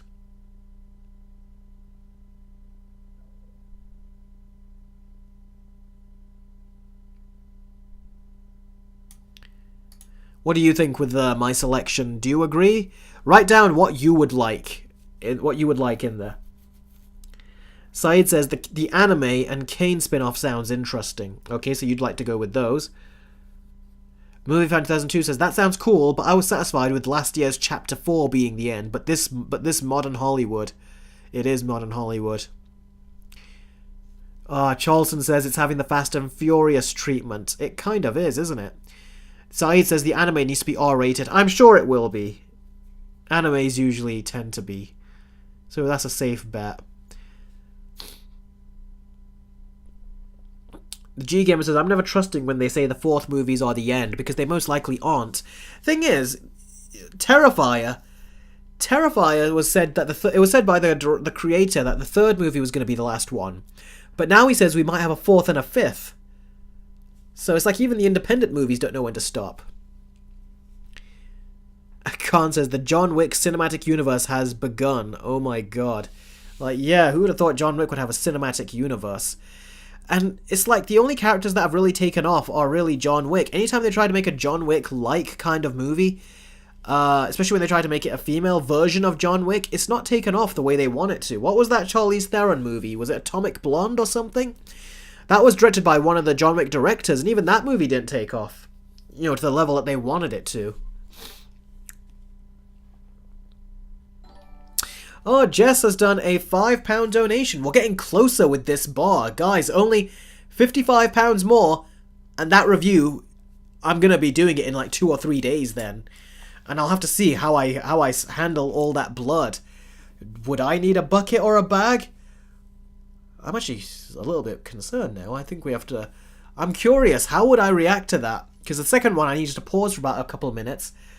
So what will happen with me with a third, which apparently is meant to be even more brutal than the second one? And I can't take no breaks in the cinema. I'm going to have to watch it. So it makes me think, what would my reaction be? I'm curious now. But like I said, the only way I'll watch it is if this bar goes all the way there. Otherwise, I'm going to wait for it to hit streaming and I can hit that pause button whenever I want to. Alright, so the £5 super Streamlabs chat from Jess. I hated Topher Grace Venom, but loved Tom Hardy's Venom for being fleshed out and entertaining. Marvel and Sony will kick Warner Brothers' butt at the box office this year. Avengers Doomsday needs to kill off She-Hulk for twerking, and she is in the new Velma. She-Hulk is in the new Velma. The new Velma got cancelled though, didn't it? Yeah, it will... The thing is, I've said I don't... you can see my versus video for Spider-Man 3 and Venom 3. I talk about the two Venoms and which one I prefer. And I think I even talk about the two Eddie Brocks as well. So check that out if you want to know what I... if you want to know what I think. I think Warner Brothers have kind of like just... They know they've lost it at the box office this year with Joker, so we'll see what happens afterwards. Avengers Doomsday needs to kill off She-Hulk. I think Doomsday needs to kill off a lot of these MCU characters. There's just too many. There's too many to keep track of. So if they just kill them all, the ones they don't want no more, that would be good. But they need to also kill off a couple of good characters, I think, just to make the stakes at a level where we care. Because I think if they don't kill off any of the characters we like, at that point it's like, well, then, if you keep killing off all the ones we don't care about, we're going to be cheering, not crying or feeling bad, if you know what I mean. So, yeah. Khan says, hey Eric, what are your thoughts on Velma? Do you know I hate it just as much as you do if you have seen it? I've seen clips of it, and from what I saw, it was atrocious. And then I just stayed away from it. I was going to do a fake IMDb reviews of it, but I never got around to actually doing it because I was busy working on other Versus videos. So, yeah. Trevor Bistro, oh, beware for the shower scene in Terrifier 3. Gory as heck. I've heard that's the third movie's bedroom scene, if you know about the bedroom scene in the second Terrifier, which apparently people passed out on that. And some people vomited, and some had to leave the theatre. So, yeah, I hear that shower scene that you're mentioning is meant to be a version, like that, the third movie's version of that. Is it that bloody, Trevor? Like, would you say it really is like the third movie's bedroom scene? Sarah says, heard of the fact Velma got cancelled? Yeah, I heard about that. Good. Although it should have gotten cancelled as pretty much from season 1. Why couldn't they do a tax write-off with Velma, that show? Or tax write-off its second season? I'm surprised it even got a second season. John Wick, multiverse of shoots. Yep. Multiverse of gunshots. Or multiverse of bullets to the head. The G-Gamer says, this is a hard question. What are the best quadrilogies in movies? Best quadrilogies? Maybe does Lethal Weapon count? I don't think so, really, the more I think about it. Sarah says, because the hate got it a bunch of attention and fame. Probably. I don't know, but I feel like they're just damaging their own brands. They should know that damaging the brand is not a good thing. And how did they even allow that to be made? Because it was insulting people that even liked animation. Even though that show was animation. So it was so silly.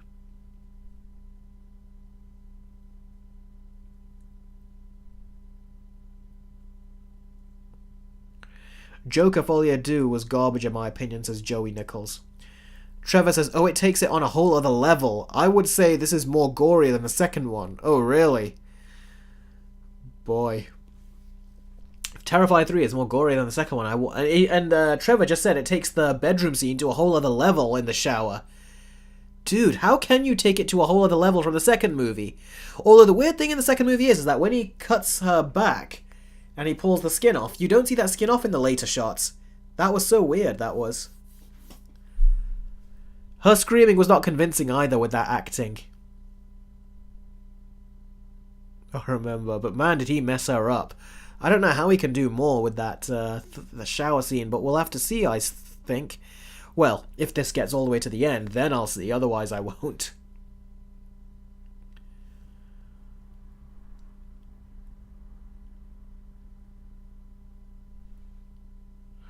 Jess says, Eric, this is my first Streamlabs chat. Can you believe it? No, well done. It's, like I've said, any of your donations that are done through Streamlabs, 100% of it goes to me. Whereas on Super Chats, a percentage is taken to YouTube. So the fact that you did it on Streamlabs, I'm really grateful. It means that none of, like I said, the donation goes to YouTube. So I'm grateful to all of you that donate through Streamlabs. That's the preferred way, the preferred method. And you also get a little funky animation when it happens as well. So yeah, it's better to do it this way.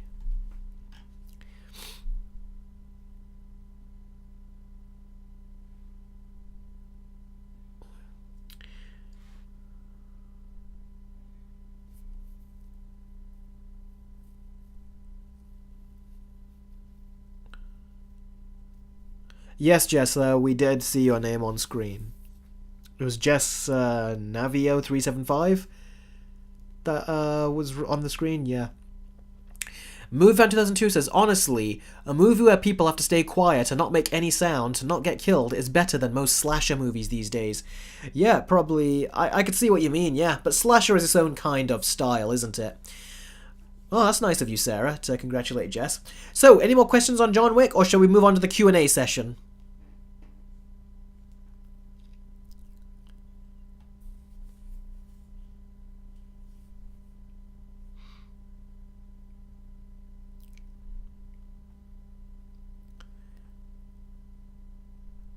Saeed says, I just saw a reaction of Terrifier 3, and people are turning away and throwing up.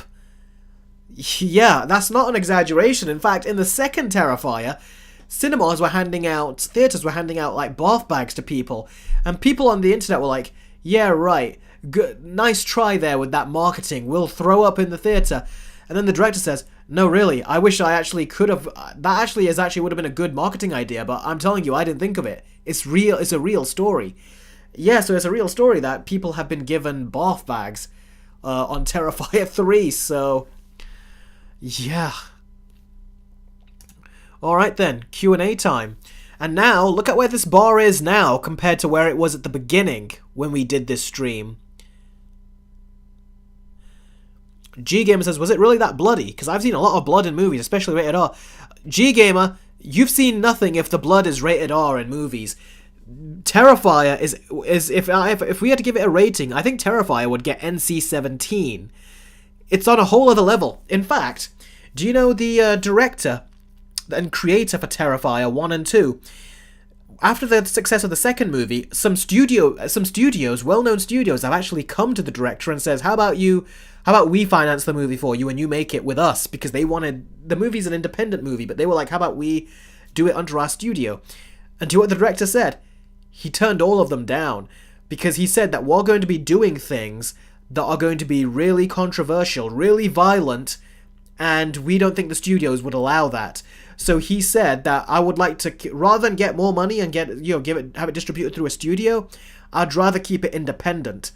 That's what he did, which has a lot of balls. It basically means the guy has a lot of dignity, that he was like, you know what? The studio came to me, they offered me more money to make the movie.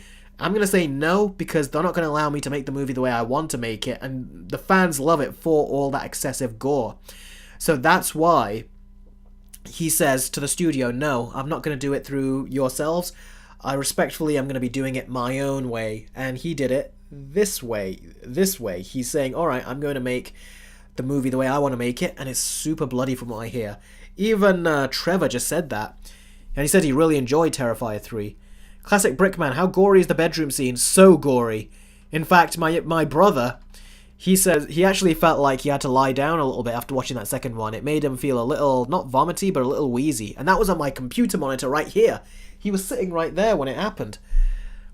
So yeah, I was like, damn. He knows that this movie is not for him because the second one, that bedroom scene, didn't make him feel good.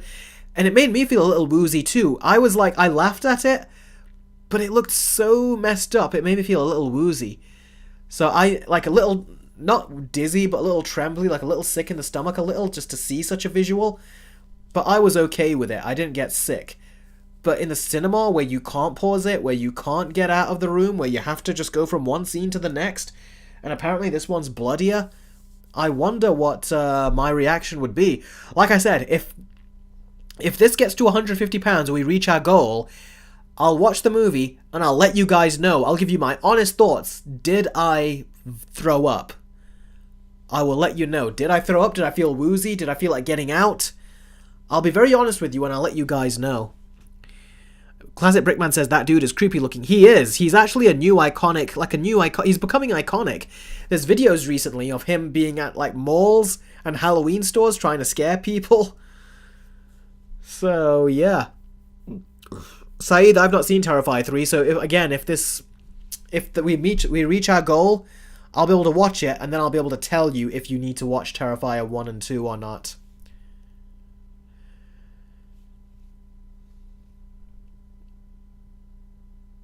Sarah says the real Terrifier was the friends we made along the way. What was that line from? It was from a movie. Like, the real good thing is the friends we made along the way? What line was that from? Because people are making fun of that line in the movie, but I can't remember what the movie was. Manola says that he got that reference. So what was it? What was that reference from? The friends we made along the way. What was it? I can't remember. It bugs me that I can't remember, but I've heard of it, that line.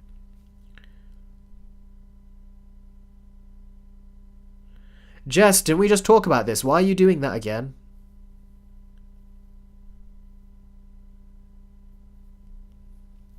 I thought you apologized for it too.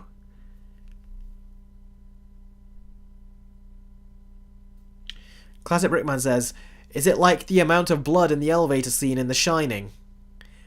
No, it's far worse. That's nothing in comparison.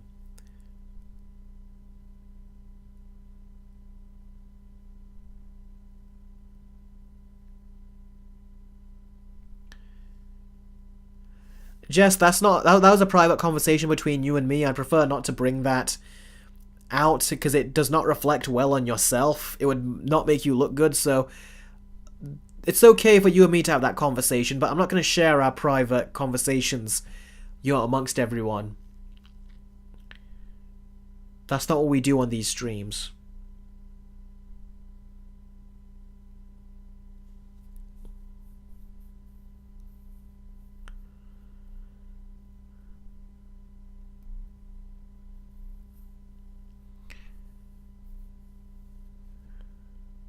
Really, it's that bloody and controversial. I've seen bloody and terrifying movies all the time. Trust me, the G-Gamer, this is very bloody. I'll explain why in my review. Like I said, if this is... I have to point to it probably. If we get this to the goal, I'll watch it. We'll talk all about it in my review, which I'll upload in a couple days' time.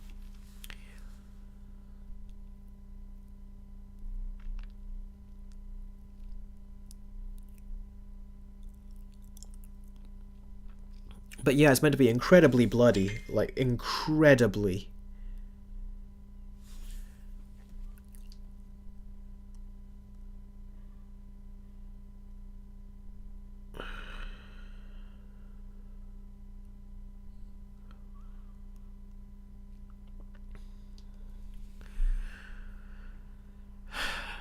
Source Fear says, I'm actually a little nervous to even watch Terrifier 3. Well, I'll do it for you guys and we'll see. Because even I'm a little terrified, not terrified, but a little nervous to go see it because we all know our limits. I think that bloodier than Terrifier 2 probably will be my limit. So yeah.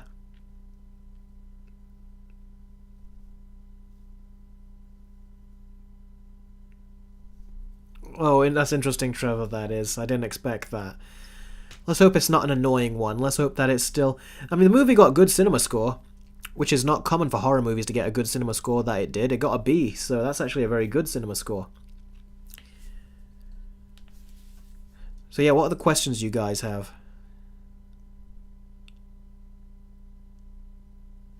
Sarah says, yeah, such a nice smile. You should go tell him that. He'll express his gratefulness in his own way.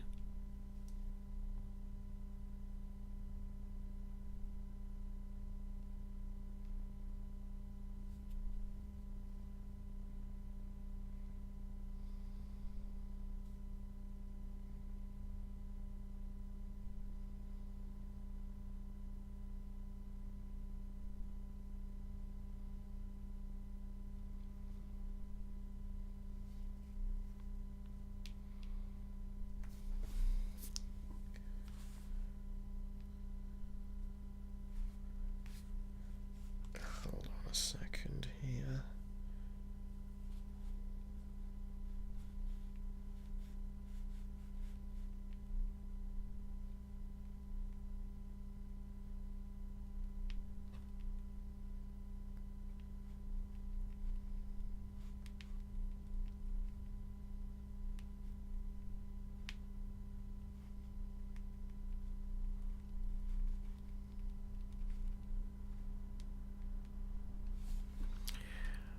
Ooh, okay, Elite has done a $2 super chat.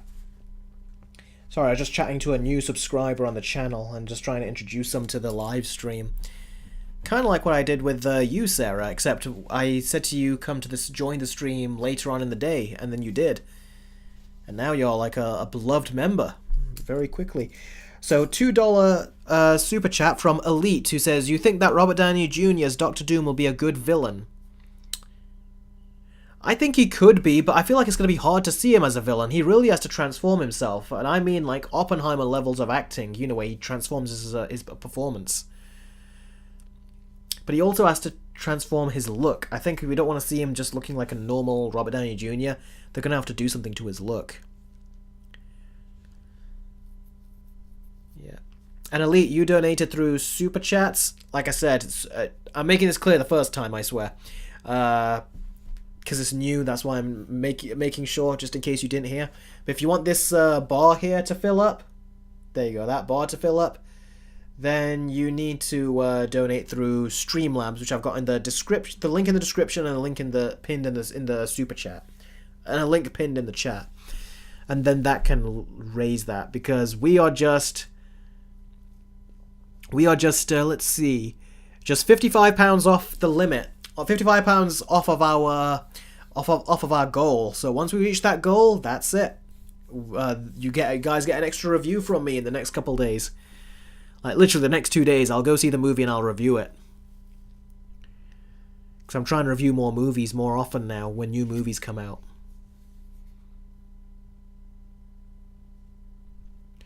Khan says, I did not expect you to pin the comment on Ben 10 and Spider-Man live streams. I really did not expect, Captain Eric. No, even if you go back to the older streams where you did not put the time codes in, if you do it, I'll see the comment and I will pin it. So, yeah, no, I will I'll always pin those. Those are really helpful, because I used to do it at the beginning of these streams, but it's too much for me to keep up with, because by the end of the stream, I'm usually exhausted.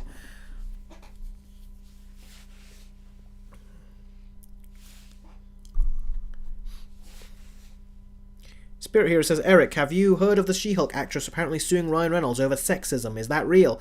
It can't be real, because if it was real, I think we all would have heard it, and it would all have been a big story going on. And if it was a big story going on, I would have covered it in this stream. Unless the story happened during this stream, in which case I wouldn't have heard of it.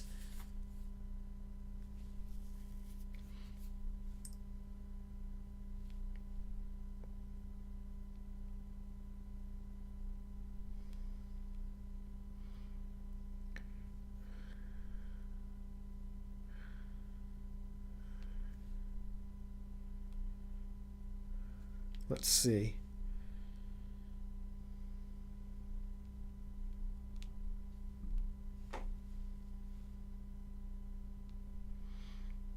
No, I don't seem to see any of that.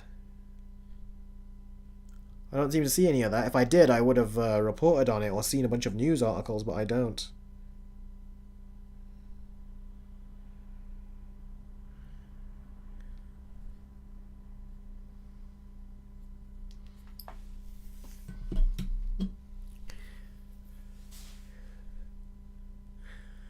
Khan says, Captain Eric, have you watched SpongeBob? If you have, what are your thoughts on it?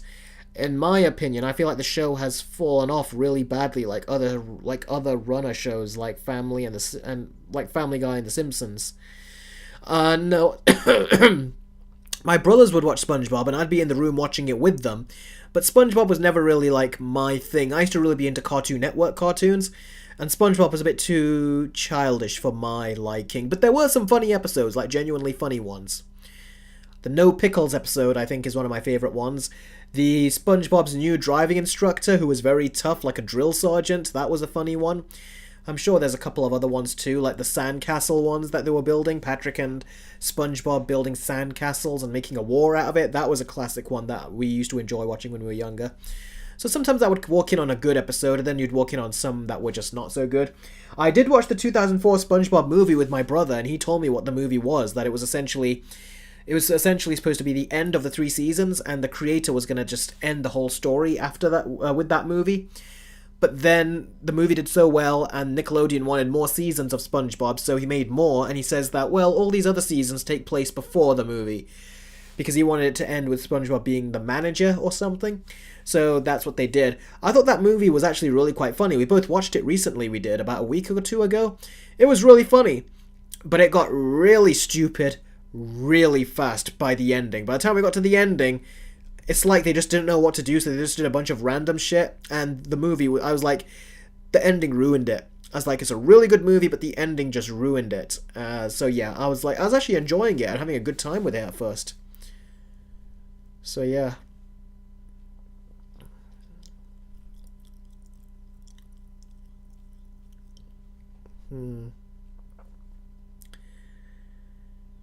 Okay. So, do we think we're going to get this ball to the goal, or do we think we're not going to? Well, the reason I say it is because I think I'm going to give it about another 20 minutes, then I'm going to probably leave the stream. So if you want that Terrifier review, you got 20 minutes, basically, to fill that bar.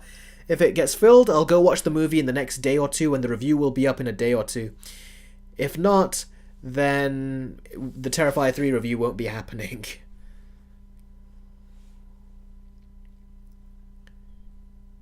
Yes, Joey, I will try to see Transformers 1, and I'll try to do a review of that.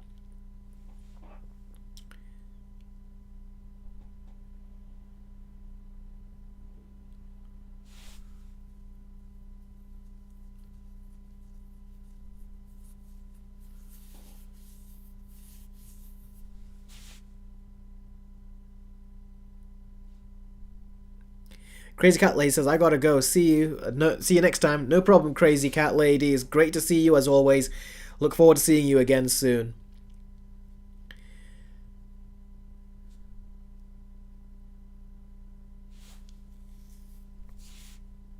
Huh? Jordan Smith says, thoughts on Wild Robot already being on digital on October 15 after little time in theatres. Are you kidding me? The movie's not even out for us until about, I think, a few days after that in my theatre. That can't be. I mean, it's doing good in the cinemas. They should let it stay in there.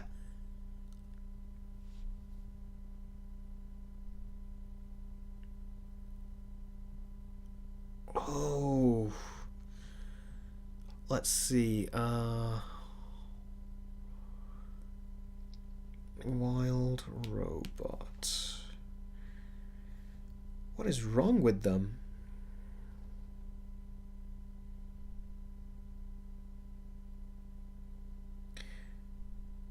Like, that seems like a movie that would have been good to see in the cinema. It's not going to be a special knowing it's already out on digital for everyone. The Wild Robot. Digital release date. Let's see. It says gets a digital release date. Let's see. Tuesday, October the 18th. Yeah. That's 5 days. Next week is coming out already. But let's see, what about the UK? When's it coming out in theatres for us? UK release date. Wow, for us it comes out in theatres on the 18th of October, so the same day it comes out for you guys on digital, for me, it will just hit theatres. Man, did they mess up with the release strategy of this.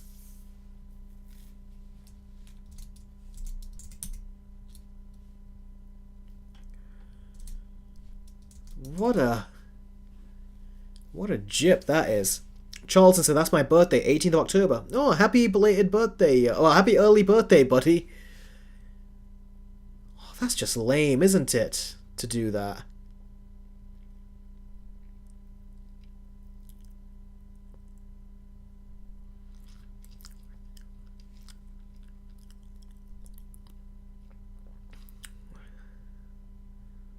Size has got to go. Alright, take care, buddy.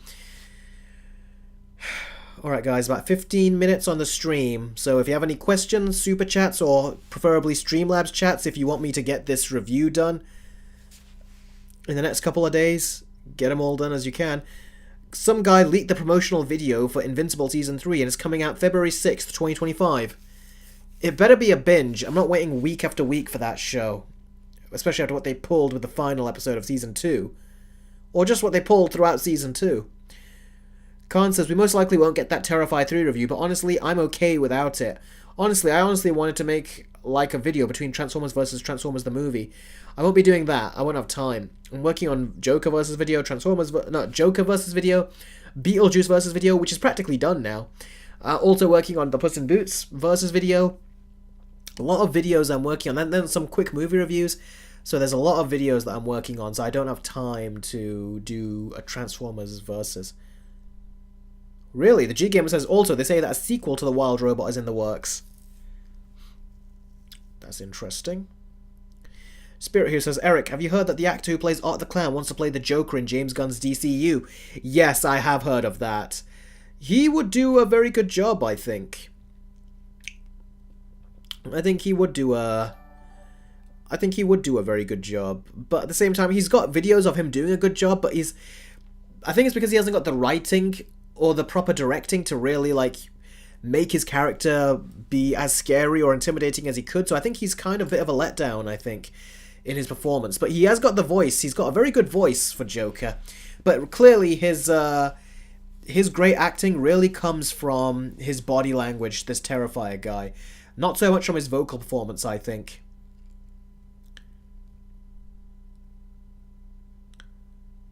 Eric, please read my comment, says Matthew Club. Where's your comment? Sarah, we need you to donate. That's your comment. Where's your other comment? Oh, you talking about that comment? Where?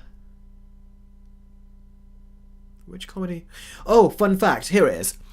Terrifier is actually the nun and Pennywise's son. Also, Patrick Bateman's cousin Is that really a fun fact, or is this just you coming up with an idea or something? Like your ideas of what it could be? Or are you just making fun? Thank you very much, Time Shadow, for the £1 for the £1 Streamlabs chat. I really appreciate it. You're saying just doing what I can. I applaud that. Really, I do, buddy. That's very nice of you.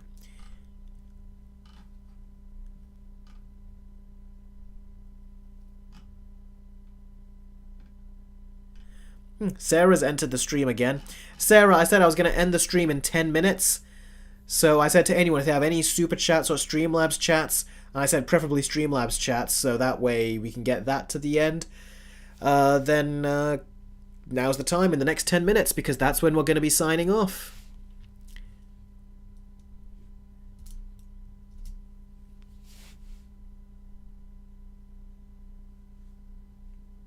Khan says, okay then, Eric, did you watch the entirety of The Boys Season 4? If you have, what are your thoughts on the overall season?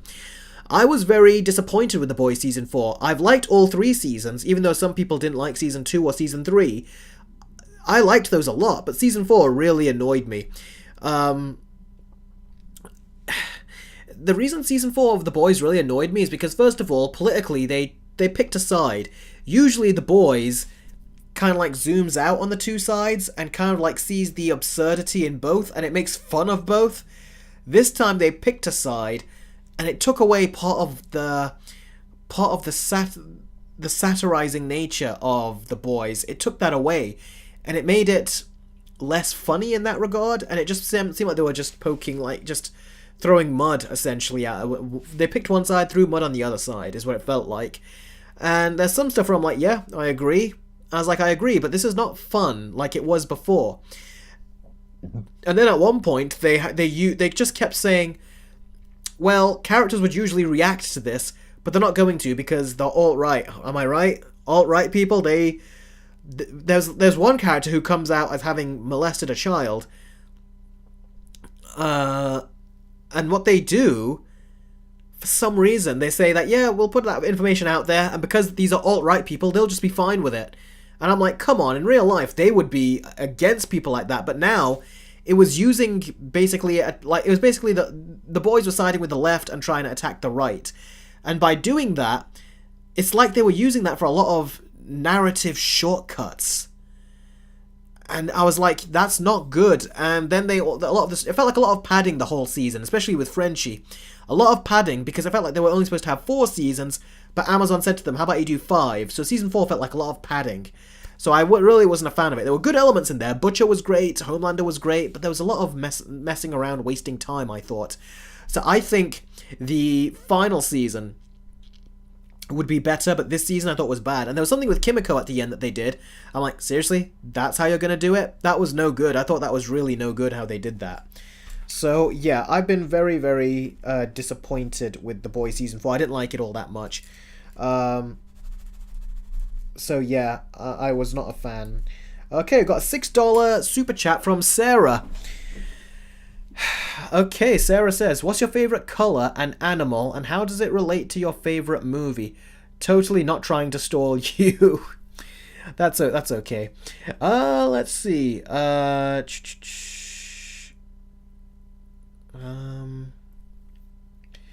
Let's see. My favorite color is blue.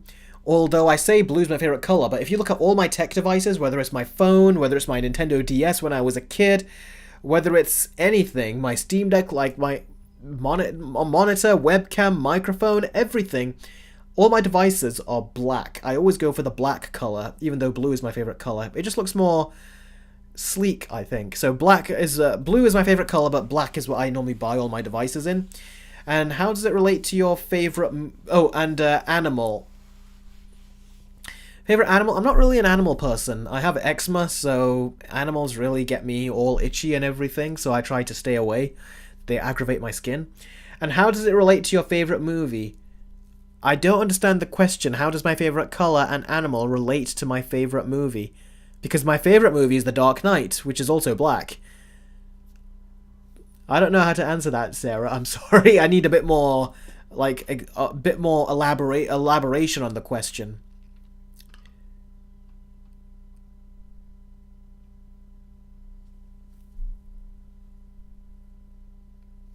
Uh, Jedge, MSMDM, you're gonna have to watch my Let's Watch on Patreon. I explain everything about it in my final episode of my Let's Watch Invincible Season 2 finale. I explain everything in there. It's a lot to explain, so I prefer not to repeat it here. No, just I'm sure you'll get there by yourself. Just think long and hard. You'll figure it out. Oh, really? What's your favorite color and animal, and how does it relate to your favorite movie? Oh, you think my favorite color is black, and you think my favorite animal is a bat, and how does it relate to your favorite movie? Oh, are you trying to give me a riddle? Is that what you're giving me? What's your favorite color and animal, and how does it relate to your favorite movie? Totally not trying to stall you. It's the Dark Knight you're trying to do, isn't it? You're trying to hint towards that. Is that what it is, Sarah? Did I get that right? Matthew, the only way the Terrifier 3 review will happen is if, like I said, that goes to £150. In order to do that, you need to do the Streamlabs chat or the Streamlabs chat. Not Super Chats on YouTube, but Streamlabs chat. Then that bar will move across.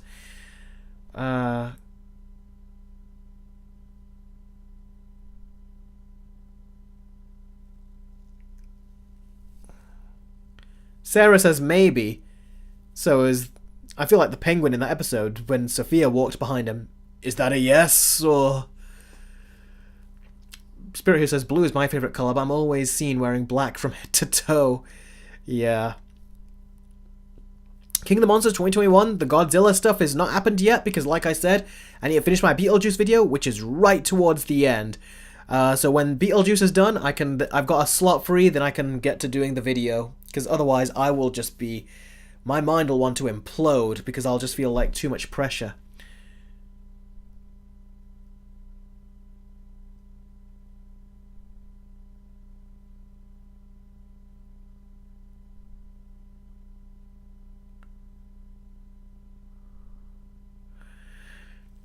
Jedge says, well, I'll say as someone who grew up with the comics, Season 2 was always going to be half full.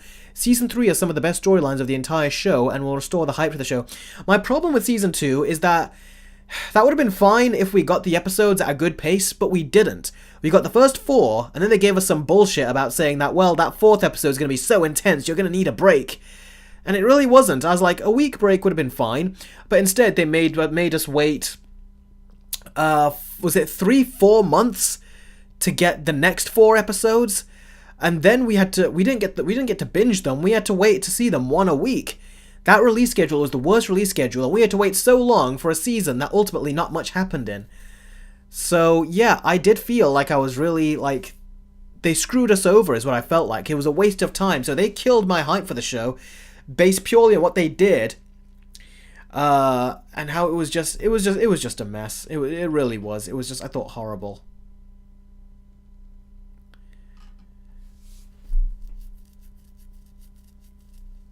Sarah, you're too kind. I don't think I did figure that riddle out so fast. I thought it was like an actual question, because that's what these Super Chats and Streamlabs chats are. They're questions. I didn't realize you were giving me a riddle, but once you did, I understood it.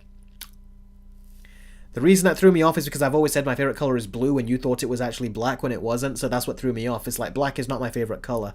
But I can understand why you think it is. Jedge says, yeah, the mid-season break wasn't anything to do with a shocking ending and more waiting for Prime Video ads things to start. Yeah, or they didn't finish animating the season, so they had to like give us a big pause in between. But that ruined the whole flow. It really did. It broke it for me. I was like, that was the worst ever release schedule I have ever seen for a TV show. That was truly awful. Spirit Hero says, Eric, who do you think will win the Oscars for this year?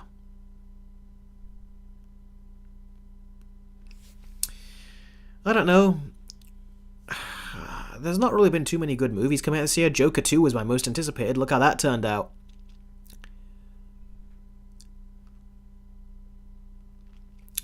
Sarah says, fun fact, black is actually not a colour. How about I be in denial and just say it is? Life will be so much easier that way.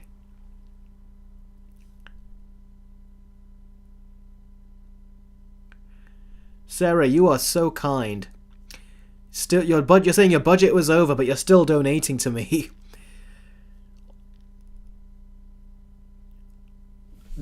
And by the way, for anyone who's just coming to the stream, because I've got some more people coming, if you want to get that Terrifier, where is it? There we go.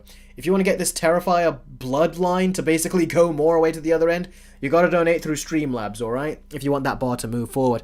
Alright, Sarah says, what belongs to you, but others use it more often? Well, let me write that down first, that donation, Sarah, then I'll give you an answer. What belongs to you, but others use it more often?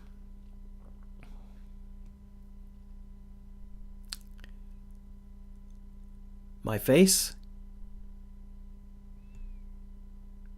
My videos?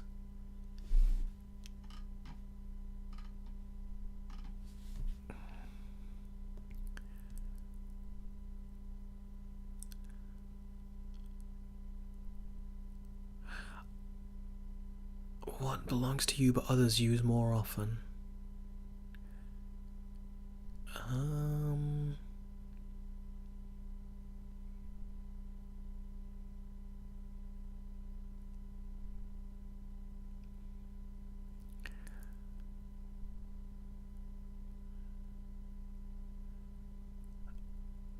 Is my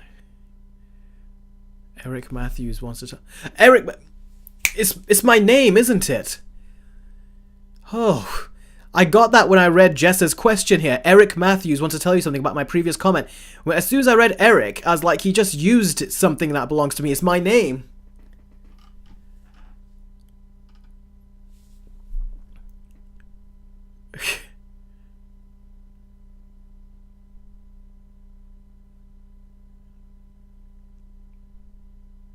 Oh, look at that. People are giving me claps. See you next time, Spirit Hero. Oh, thank you, Sarah. That's me. That's nice. You're a genius, Eric.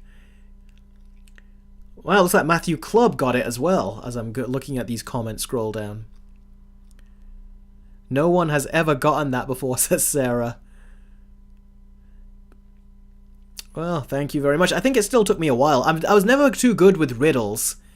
I think I wouldn't have got it if Jess didn't put Eric Matthews there. As soon as I read it, I was like, oh, he just used it. That was good. The Time Shadow says, Eric, it won't let me donate on Streamlabs. Is anyone else having that problem? Will it not let them donate on Streamlabs? If anyone can do even £1 on there just to see, that would be helpful. Because it should work. There should be no reason why it shouldn't. It's been working all this time.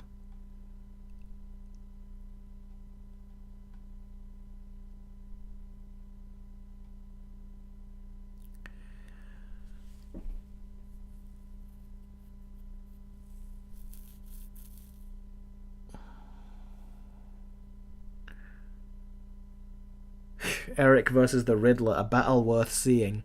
Gary Loca's just tipped £1.55, and it's gone through.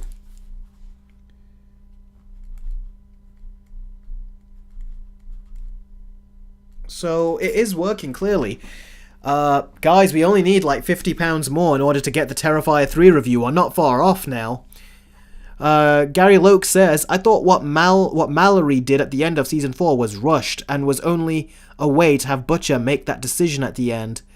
Yeah, what she did, do you know when she says, you won't, when she goes, where she says, where they say that, remember, you'll owe us for this. Then she goes, I won't owe you one, I'll owe you many. That to me felt like, I was like, you're trying to make it sound too good to be true, so when that happens to her at the end, it'll feel like the character's lost a lot. That's what it seemed like. I thought they were going over the top there. If it did feel like that, I will say, it felt like they went over the top with her promise there. Just for the sake of it, it felt like, yeah.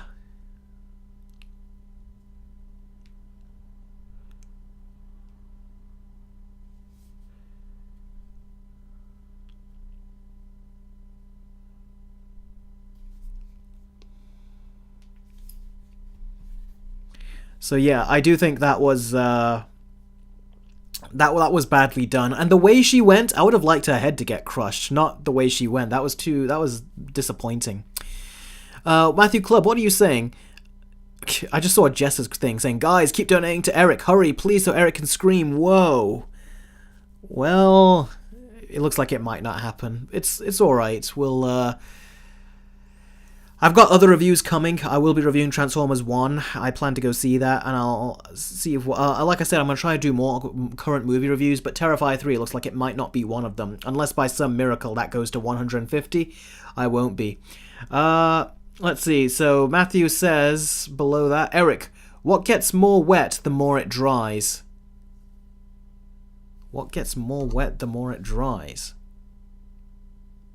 Manola says, I would donate, but I'm broke right now. What? Where is it? That question again. Let me read it again.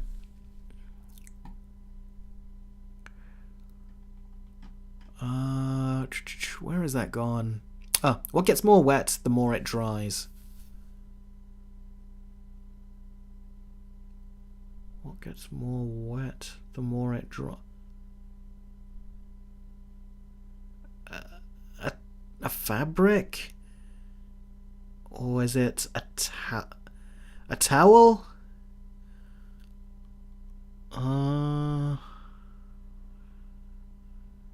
What else?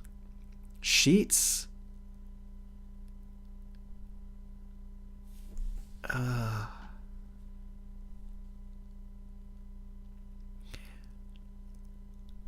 Time Shadow says, damn, Eric, did you have to make it 150? Couldn't it have been 100 instead?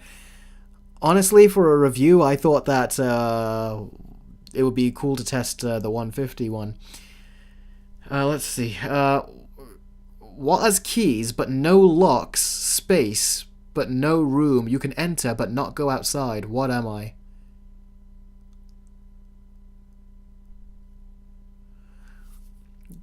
I don't think now is the time to play that with me. I think I will not leave. I'll be still thinking. Matthew, maybe next time I could bring it down a bit lower, but right now it's going to be in that 150 range. So this particular one has to be at 150. I'm not leaving yet. Why is there one in every corner and two of in every room? Sarah. What has keys but no locks?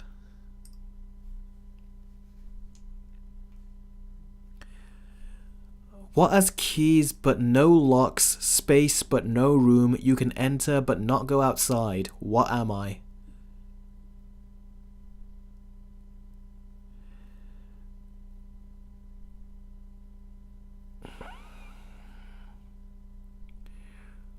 Okay, let me read that one more time. Let me see.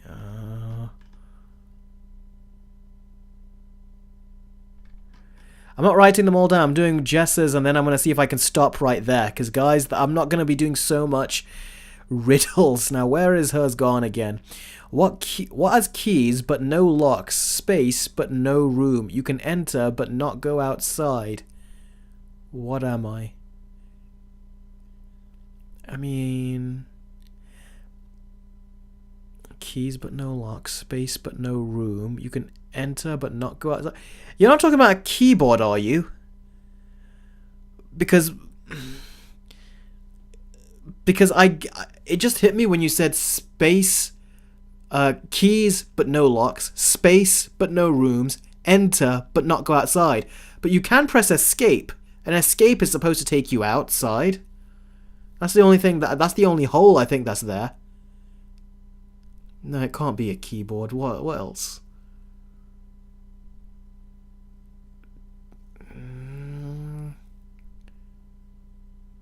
Space enter made me think of a keyboard. And keys, because, you know, keyboard. Oh, it is a keyboard. Oh, okay. Oh, she goes, ding, ding, ding, we have a win. Oh, okay, then. I thought there was still another one. I thought I could... I don't know. I feel like that one's a bit weird. Escape doesn't take you outside, okay. It's supposed to close certain programs, so it kind of does.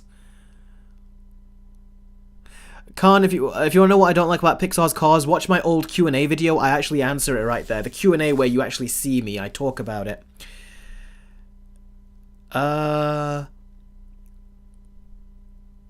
Yeah, Jess, Jack Doherty, what he did was horrible. It was awful. So, yeah. Okay.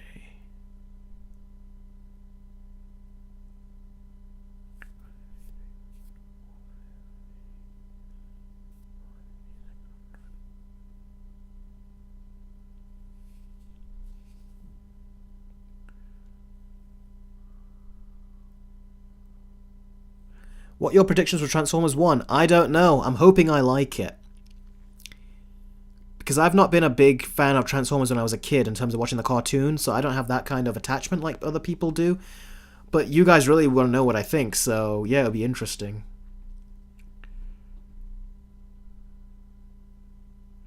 Big Bash says Eric is big-brained. I don't think I am, you know. I still think, I don't think I got it as fast as I would say big-brained would be. Khan says, you'll be surprised of how the movie is nothing like how the trailers market the movie. Well, that would be a relief, wouldn't it, then? Okay, guys, 4 more minutes, then we're going to end the stream. And then that'll be a nice 2 hours and 20-minute stream.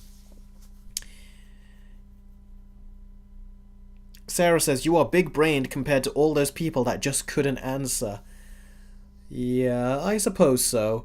At the same time, though, I did second-guess that keyboard answer. I was like, keyboard? No, it can't be that. What else? And then I was going elsewhere until you said ding, ding, ding. Are you sure about that, Eric? Are you really sure about that? Meaning going in 4 minutes? Yes, I am sure about it, buddy. I am sure. Stop being modest, says Sarah. You are very smart. Okay, that's nice, Sarah, then. Thank you. I'll stop being modest. If that is what I was doing. I thought I was being truthful. Let's see. You are very... Eric is smarter than Oppenheimer. No. I mean, in some places, probably. Like morality and stuff. But not in terms of the scientific brain.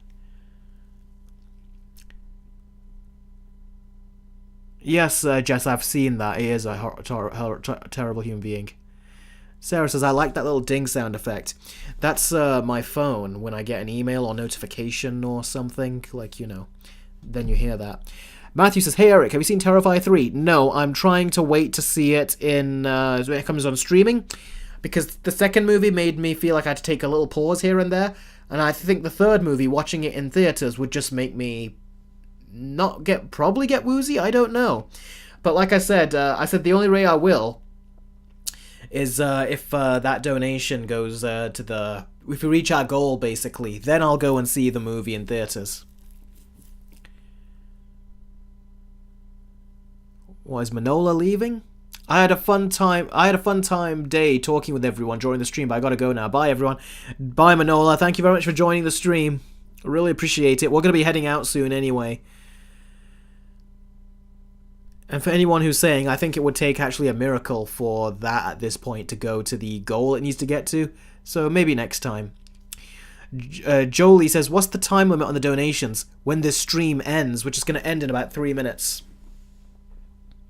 James Dean says, I'm going to sleep. Bye, Eric. Oh, I didn't even know, James, you were on this stream. If you asked some questions, I would have answered them. It's alright then. I'll catch you next time, buddy. Take care.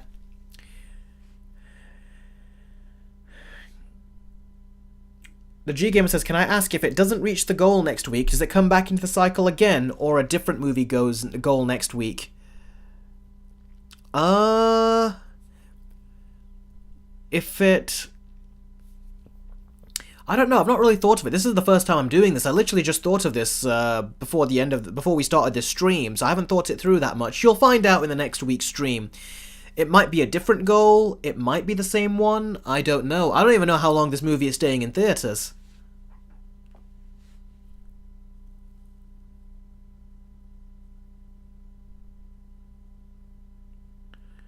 The Time Shadow says, Eric, what makes the ding noise happen? Well, it's the notifications on my phone when I get emails or a text message. In this case, I think it was a Twitch stream, which it was notifying me of. Someone on Twitch or something? I think that's what that was. I get a lot of notifications. It's annoying sometimes. Because you get notifications you don't even really want.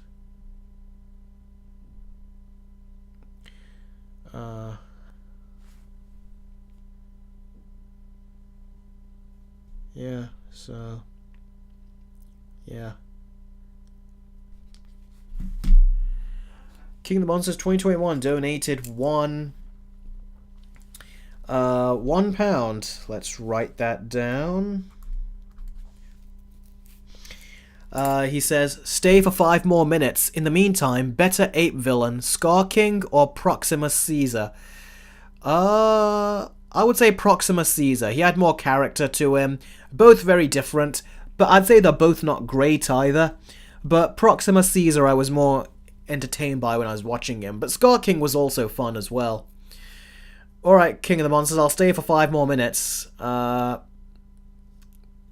just sent him an email to make the sound effect play, but it didn't work. Lol, one step closer. Did you really send me an email, King of the Monsters? There you go, I got it. Just sending this email to make that ding sound effect. Yeah, looks like it didn't happen. So it looks like this time it didn't.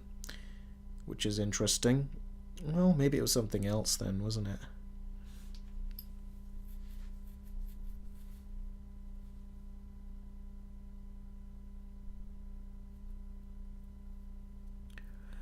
Huh.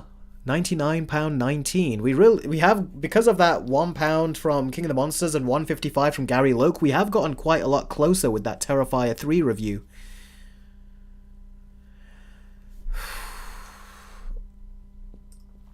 Oh, looks like we've got another riddle coming on here. Matthew Club says, read my riddle. Alright then. What is a man in a room, has a beard but never shaves, has friends he never sees, has a screen but never leaves?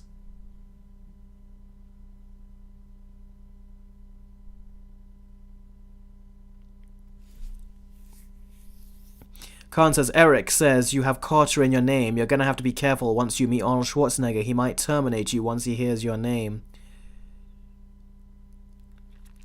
Time Shadow says, if Jake were here, it'd be done in like 5 minutes. Yeah. Anyway, let me read that riddle again. Eric, what is a man in a room, has a beard but never shaves, has friends he never sees, has a screen but never leaves? Dude, that sounds an awful lot like me. Are you even giving me a riddle, or are you just describing me right now? And for your information, I'm gonna get this and this trimmed, so by next stream you might see a different hairstyle and beard style on me.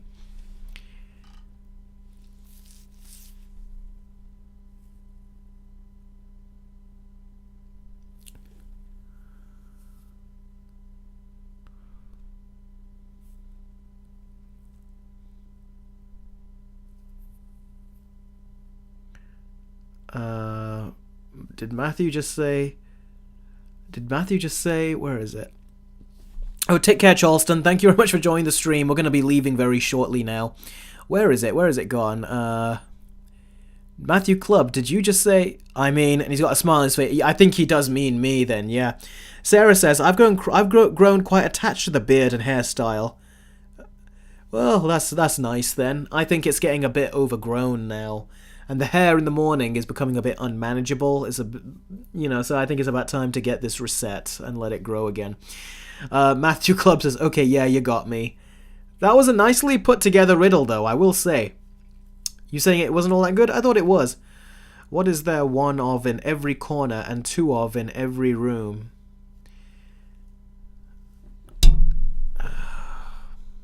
Where is that gone? Eric, you should try a fade haircut. I like shaving a lot. It feels nice. It says Big Bash. What is there one of in every corner and two of in every room?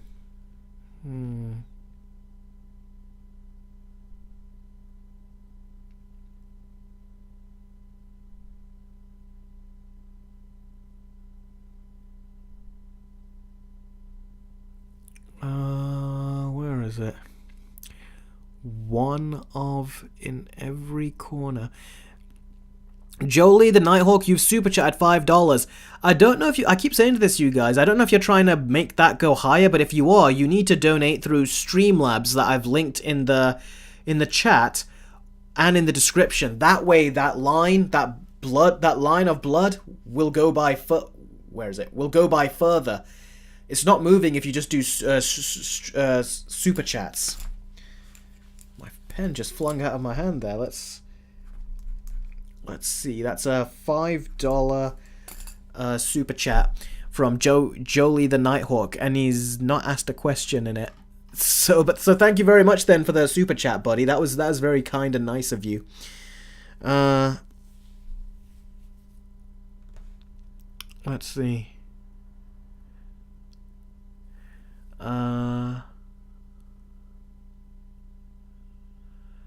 What?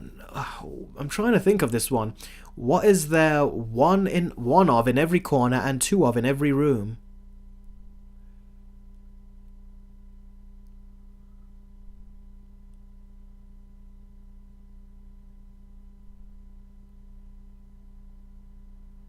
Corner, room,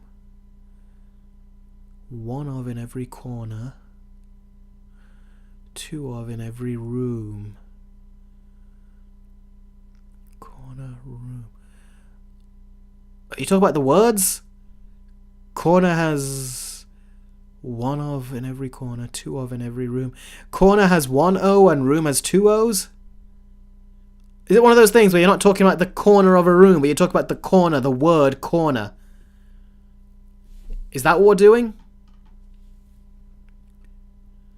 I think next week is just going to be Riddles, says Matthew Club. I hope this is not a trend. These live streams will only be about an hour long. I think I'm going to get exhausted by the end of all this. The Time Shadow says, he got it. Correct. Oh, thank God. You guys are making me work, it seems like, right now. Let's see. Jess has done a $2 super chat. Okay, then. I think we're not going to get this Terrifier review up further. Looks like everyone's doing super chats right now, which is kind of bizarre. Do you like riddles or getting trolled? What do you prefer, Eric? Riddles, because getting trolled, you're not learning anything. It's just both sides losing brain cells, it feels like.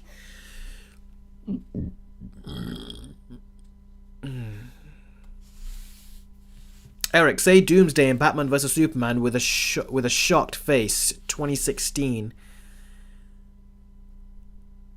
What do you mean? Eric, say Doomsday in Batman vs Superman with a shocked face. I don't know what you're talking about, Jess. You need to describe that to me.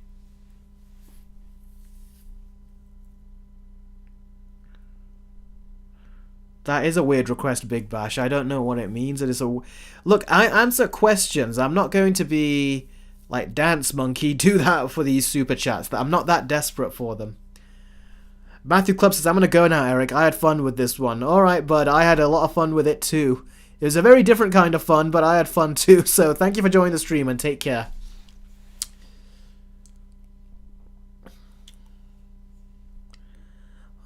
Sarah, it means a lot that you're still here as well. Like, a lot of you are still here. Big Bash says, I dare you to rap on stream, Eric. I'm not going to be rapping. Jess says, remember that video you made a long time ago in 2016 when Doomsday was spoiled in the Batman Superman trailer? Yes, I do. That was a very long time ago. That was like 8 years ago now, wasn't it? Sarah says, I'm just chilling. Well, that's good that this counts as chilling.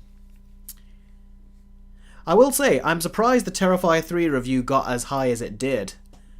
It'd be cool if it got to the full goal, but I'm surprised it got as far as it did. That is a very good, like, very impressive result. For the first time I'm trying this, there's other people that would try stuff like this and they wouldn't get anywhere. The fact that we've gone almost 3/4 of the way in is actually really quite impressive.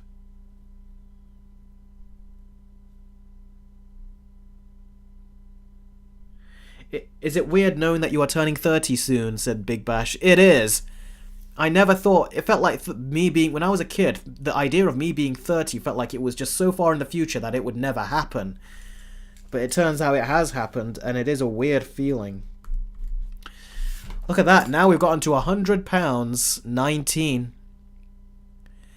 Oh, that's nice, Sarah. She goes, I honestly don't care if you review Terrifier or not. I just wanted to donate. That is really sweet of you, Sarah. That is very, very nice and kind. You all are great. You are all so nice and kind. Uh-oh, looks like King of the Monsters is giving me some images to show with his Streamlabs. Let's see then. I'm going to have to import this.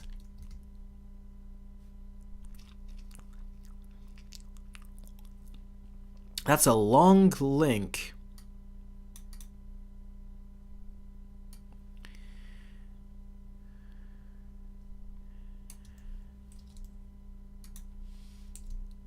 I don't think you've given me links this long before, anyway.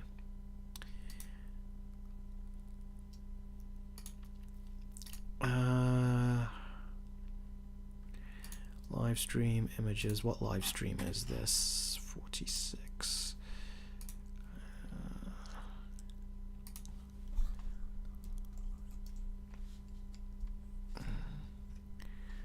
47. PNG. Let's open that up and let's import this. Bring this in and import this. Alright, so what's the question here? The question is, you're not going to see me for a second, guys, as we see this. Pick your 5 best VFX pick. Actually, you already can't see me, yeah. Okay, so pick my 5 best VFX picks. Some of these I can't recognize because there's a lot, but 5 best visual effects pictures, I would say Godzilla and Kong is one, Dune is the other. This shot of Planet of the Apes I really like here, this shot. I also like the shot of Beetlejuice, that's a practical effect, so that's cool. And I do really like the shot here of Ghostbusters. The shot of Ghostbusters here, the Frozen Empire, not a great movie, but I like that visual shot, so I'll say that as well. So yeah, those are the shots that I would pick. Thank you very much for your super chat there, buddy. Oh, sorry, your Streamlabs chat.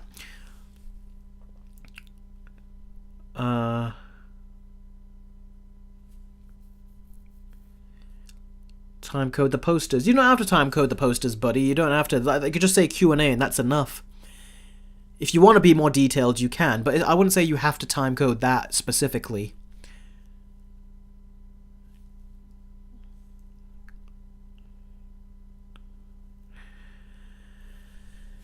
Look at this. I said I was going to stop the stream about 10 minutes ago, but I have such fun talking to you guys. I really enjoy spending time with you, and look where we are now. The music in Hercules is epic, Sarah. It was really good. The songs they were singing, not so much, but the music that they had in that animated... If you're talking about the animated movie, it was great. Well, love you all too, Sarah. What's the reviews that you want to do? I don't know, there's quite a lot. Yeah, you are talking about the animated one, that's good. Elite, there are a lot of reviews that I want to do. I don't even know where to start.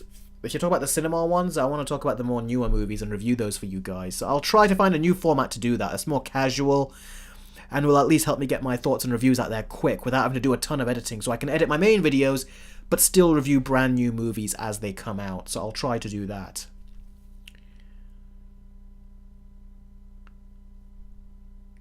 Jolie says, Eric, did you know that Terrifier 3 made more money on its first weekend than Joker 2 in its second weekend? Yes, I do, and I recorded a video earlier where I brought that up. Isn't Terrifier 3 #1 at the box office this week?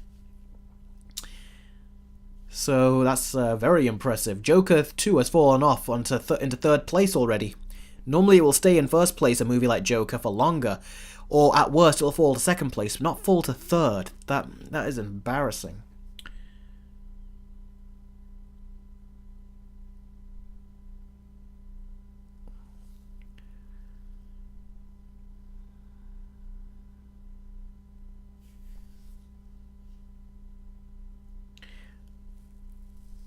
Eric, check your phone because I sent you proof on Patreon. Proof of what on Patreon?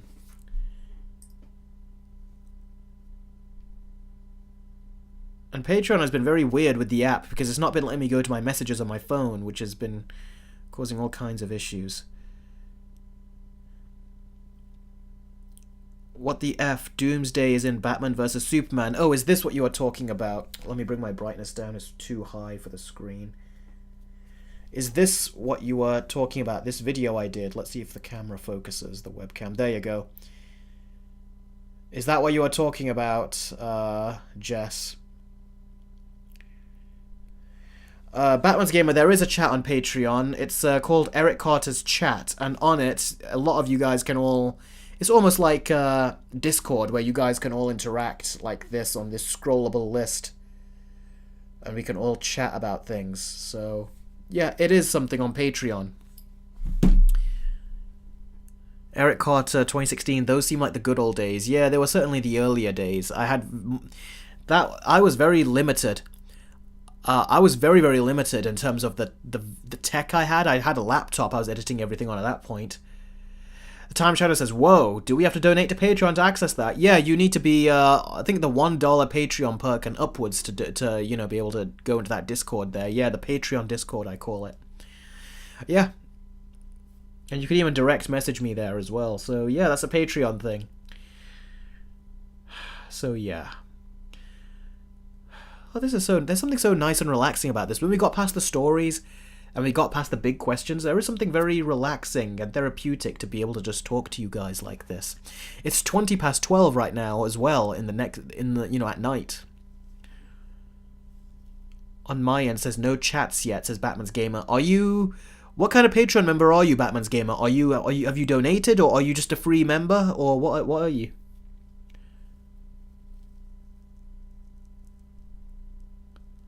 Oh, that's what you want me to say, Jess. Say Doomsday is in Batman vs Superman. What the fuck? Doomsday is in Batman vs Superman. What the fuck? There you go. I think I might have gone a bit too loud because it is quite late. So I don't want to do something like that again right now because it's late in the house. But there you go, Jess. I've done it. So hope you enjoyed that. Yes, thank you, Eric, says Jess. Sarah says that's funny. Yeah, someone said to me that, wow, Eric donated the what the fuck joke in Spider-Man Homecoming, in, I think Far From Home had it. You know, the what the fuck. Someone said that, and I was like, what did I predict? And when I went to it, I was like, oh yeah, this is before Spider-Man Homecoming came out. I did do the what the fuck joke first, didn't I, before Marvel did it. And I'm not even a professional writer, yet they took that joke and they just kept using it. I donated $1, I think it was, but I had to restore my purchase. What do you mean you had to restore your purchase? I don't know what that means. Like, what, did you stop it and then you did it again? Is that what you mean?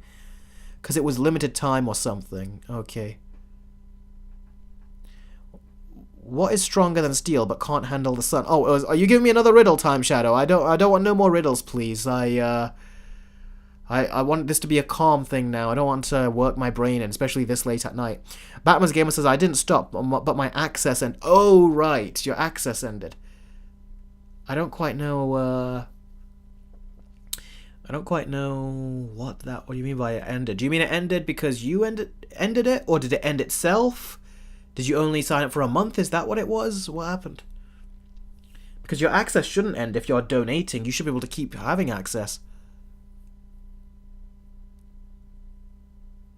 Eric said, what the F in your Ghostbusters Versus video when the two lunatics were goofing off in the firehouse. Oh, really? I can't even remember. That was such a while back. Khan says, Eric, are you going to watch X-Men 97? We'll see.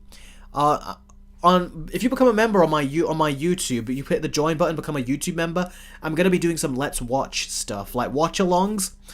And it will be for Loki Season 1. I'm going to get to figuring out how we're going to do that.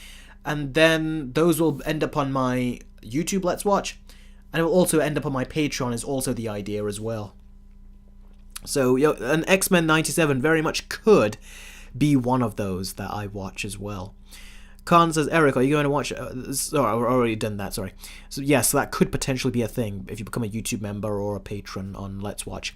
Your 3-minute reviews were awesome, said Big Bash. That's good. I'm glad you enjoyed my 3-minute reviews. They were a lot of fun. It was a challenge to basically play those games, record the footage, and edit them, and write the script and everything all in a week. That was my challenge, to get it done in a week, and I did.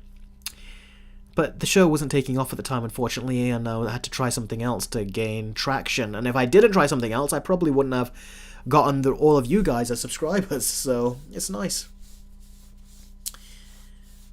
Joker 2 is overrated, I think. It's quite good. I mean underrated. Oh, right. Haha, Eric, I predicted that Joker would be bad and I told you I was right and you didn't believe me. Yeah, of course I didn't believe you because you hadn't seen the movie. And they had a good track record. This is not like Sony where they've got a terrible track record and they've made Madam Web and Morbius and Venom 2 and Venom 1, so of course I had trust and faith in it. But as with many people, trust and faith can be misplaced. It's happened to the best of people. I mean, Jess, you thought the movie was going to be rated R. Venom 3 was going to be rated R, and I kept telling you it's not going to be. Sony don't have the balls for it. And you says, no, I think it's going to be. That trailer made it look like it was gonna. And then it didn't. So, Batman's Gamer, Jess, you a fortune teller? Clearly not.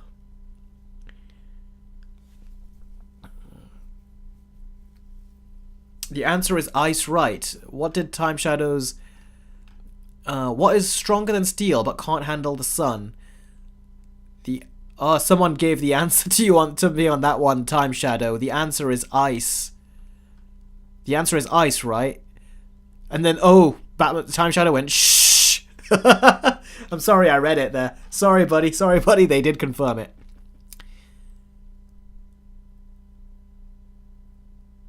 Time Shadow says Venom 3 is rated R. I doubt that. Even you saying it doesn't make me believe it.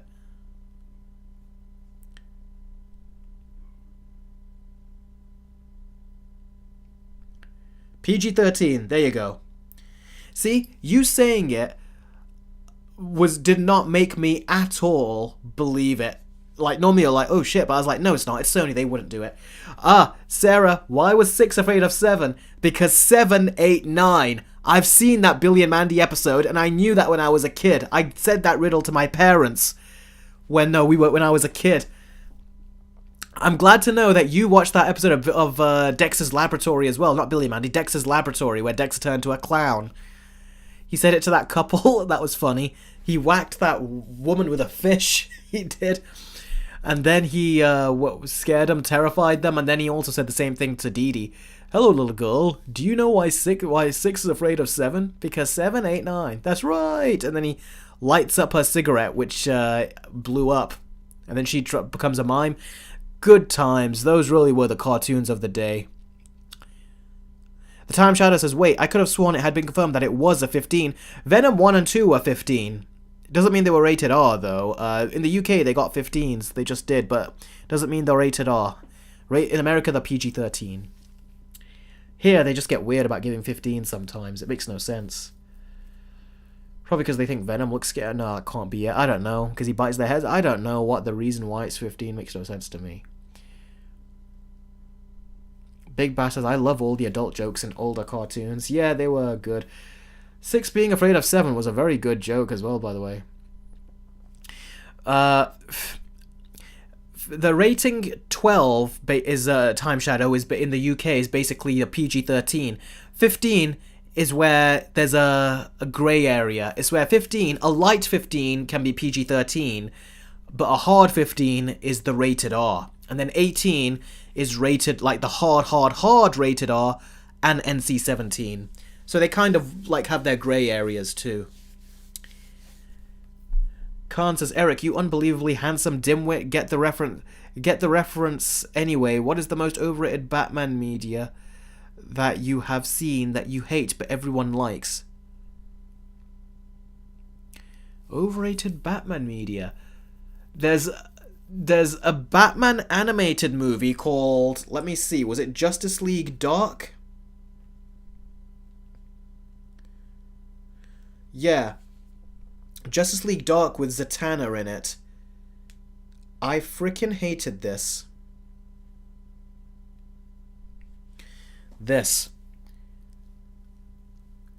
I freaking hated that. And this is the only Zatanna that I downright despised. I thought she was a horrible character. And then they just kept trying to keep her in. I hated that. Time Shadow says...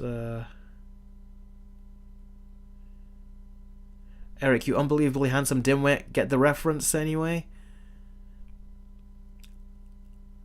Time Shadow goes, ooh, I know that one. It's his Beauty and the Beast versus video. Did I say that?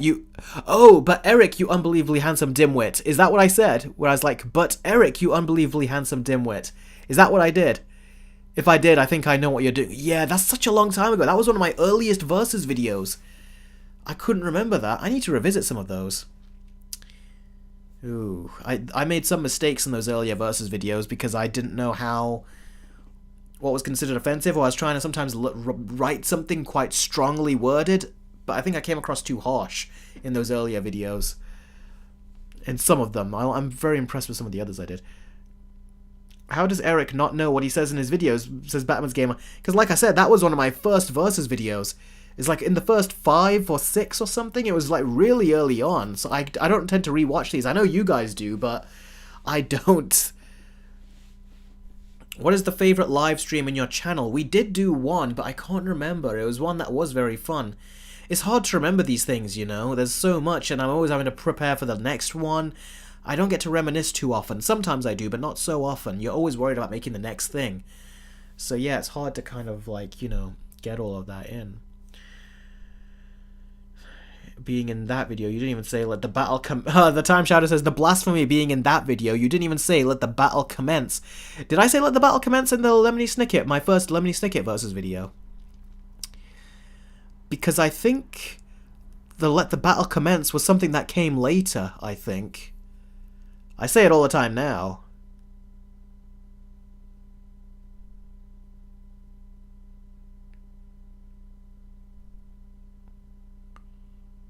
Ah, Khan says, I think my favourite is most likely going to be the almost 4-hour long live stream where Sarah and Time Shadow kept you hostage.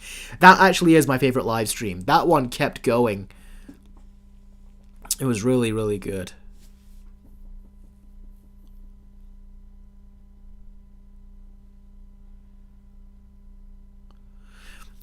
What's your opinion on Apple products nowadays, says Elite?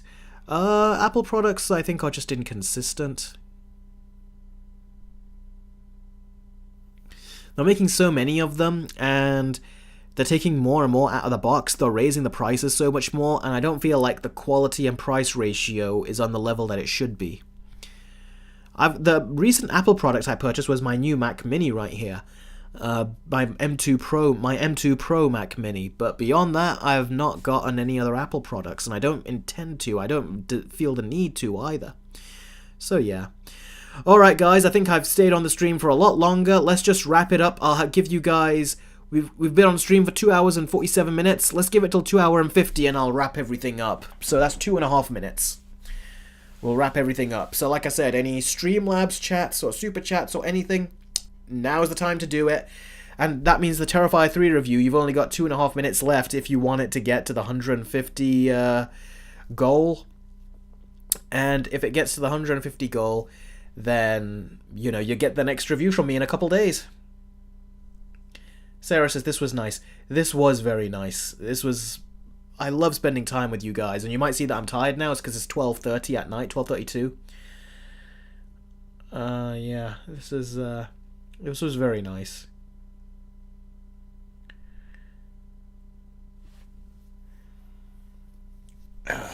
This was very nice. This was really nice. I really enjoyed it.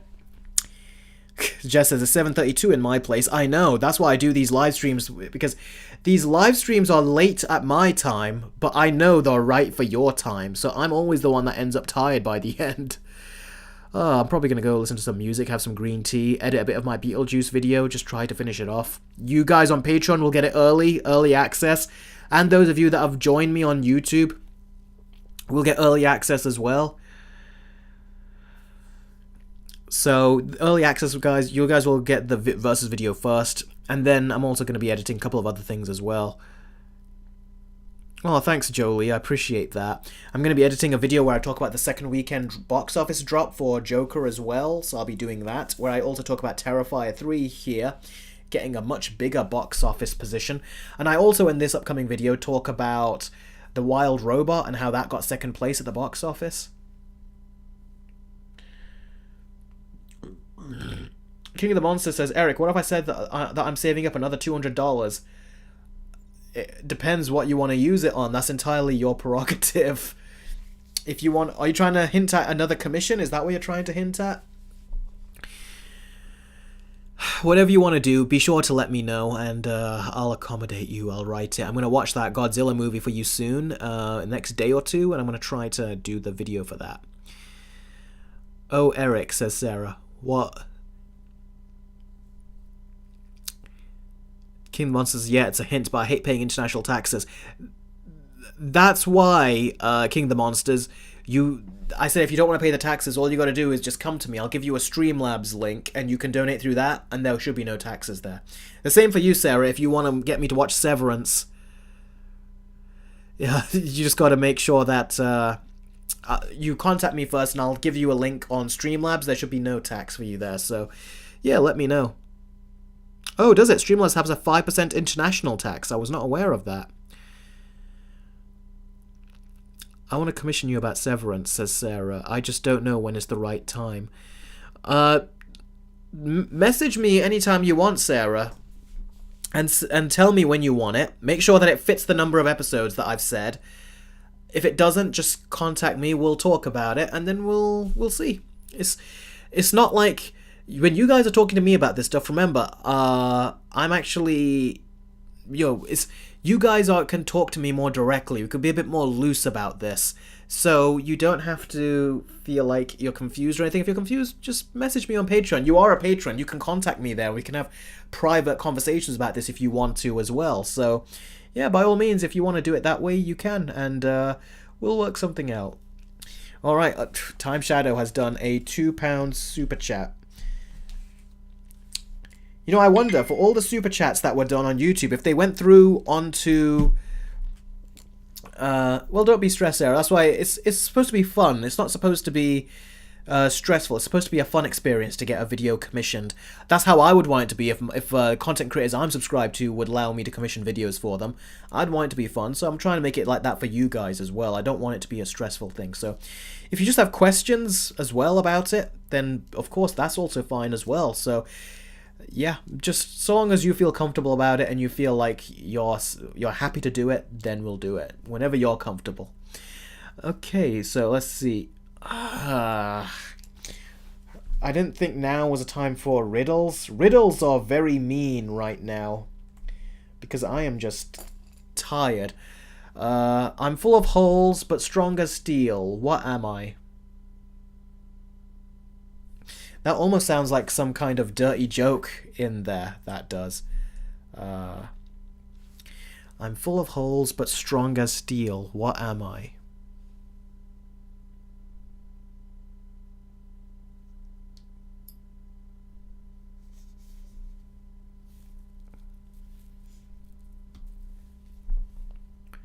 The Time Shadow says, it better be worth it, so if someone tells him and he gets it within moments, I'll be mad. A sponge? Classic Brickman just said a sponge. I looked up quickly because I didn't want to look at the chat. I was looking at the chat just out of, like I normally do, but then as soon as that happened, I was like, let's look away just in case there's any answers there. So, let me read yours. Yours is big and got a big and blue box around it. I'm full of holes, but strong as steel. What am I?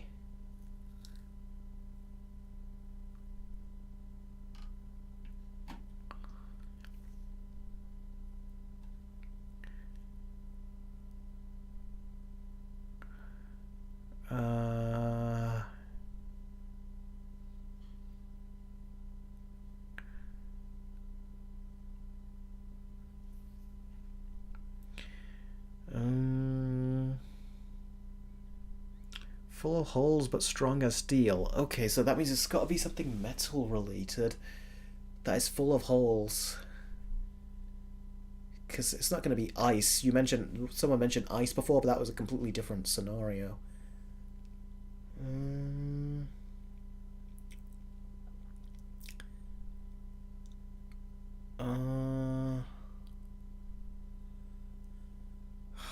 Riddles, I swear. A metal with holes. Rails? Rails? Is it rails? But our rails are strong as steel. They could be, I think.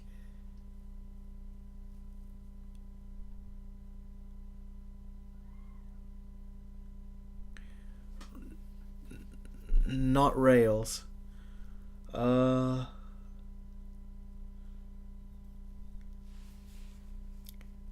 was thinking of kitchen utensils, like the potato mash. No, that's not a potato masher, that's... Okay, not rails. Then what else is metal that has circles in it? Or holes in it? Chains... Magnet? No, magnets. Let's see. Take care, Sarah. Thank you very much for joining the stream. Goodbye. Thank you very much. It was wonderful having all of you here. We're going to end the stream right now after this riddle, by the way, too. So take care. Bye.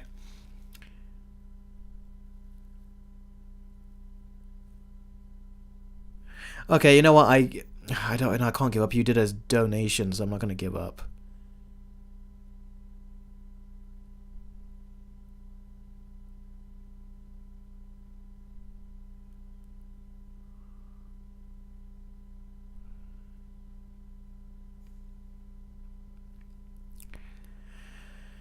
Dr. Robotnik needs to be smart and intelligent. Why is Jim Carrey's version over the top and goofy? Just being honest. He's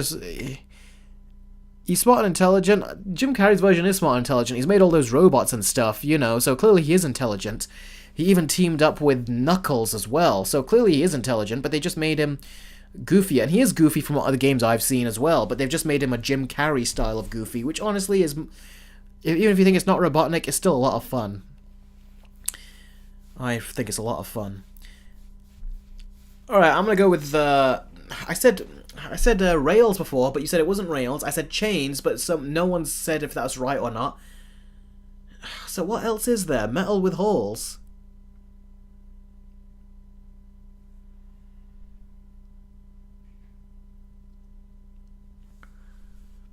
I do watch Cobra Kai, but I'm waiting for Season 6 to come out properly in its entirety before I give it a watch. I don't want to watch it in chunks. Chains is the correct answer. So how come the Time Shadow is not telling me it's the right answer? Buddy, where are you? You're supposed to be telling me if I got the right answer.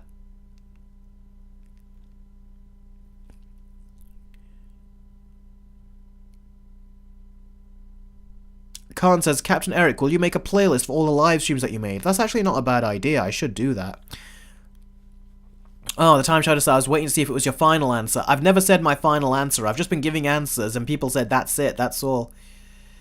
I wasn't sure, but once I say it, the person should give the answer. Unless they say, is that your final answer? Which you did not do, bud. Alright, guys, that is basically it. I'm heading out. I'm tired. Looks like we're not getting the goal on the Terrifier 3, but it was a very good first attempt. So, yeah, that was a very, very good attempt. Hopefully it'll happen next time, but don't worry, you will get reviews from me. I'm going to review Transformers 1, and I'm going to also try to review the other movie, The Wild Robot. I'm going to try to review that as well, in a more casual format, so that way there's less editing to do, but I can give you guys my immediate thoughts on these movies when they come out. So, that's it. Thank you very much for watching, guys. Really appreciate it. I love these live streams that I do with you guys once a week. It is so great. Remember to become a YouTube member or a patron because you're going to get early access to my Beetlejuice 1 versus Beetlejuice versus video. And when I do my Puss in Boots versus video, my Joker 1 versus Joker 2 versus video, you'll get early access to those as well. And you'll also gain access to trailer reactions, get your name in the credits of my versus videos. And you will also be able to gain access to my new show that I'll be doing, which is going to be a watch-along on YouTube memberships, and I'm going to be watching Loki on that soon, because now that I've finished my Let's Watch of Invincible Season 2, I can now move on to that. So, thanks for watching, everyone. I'll catch all of you very soon. Take care.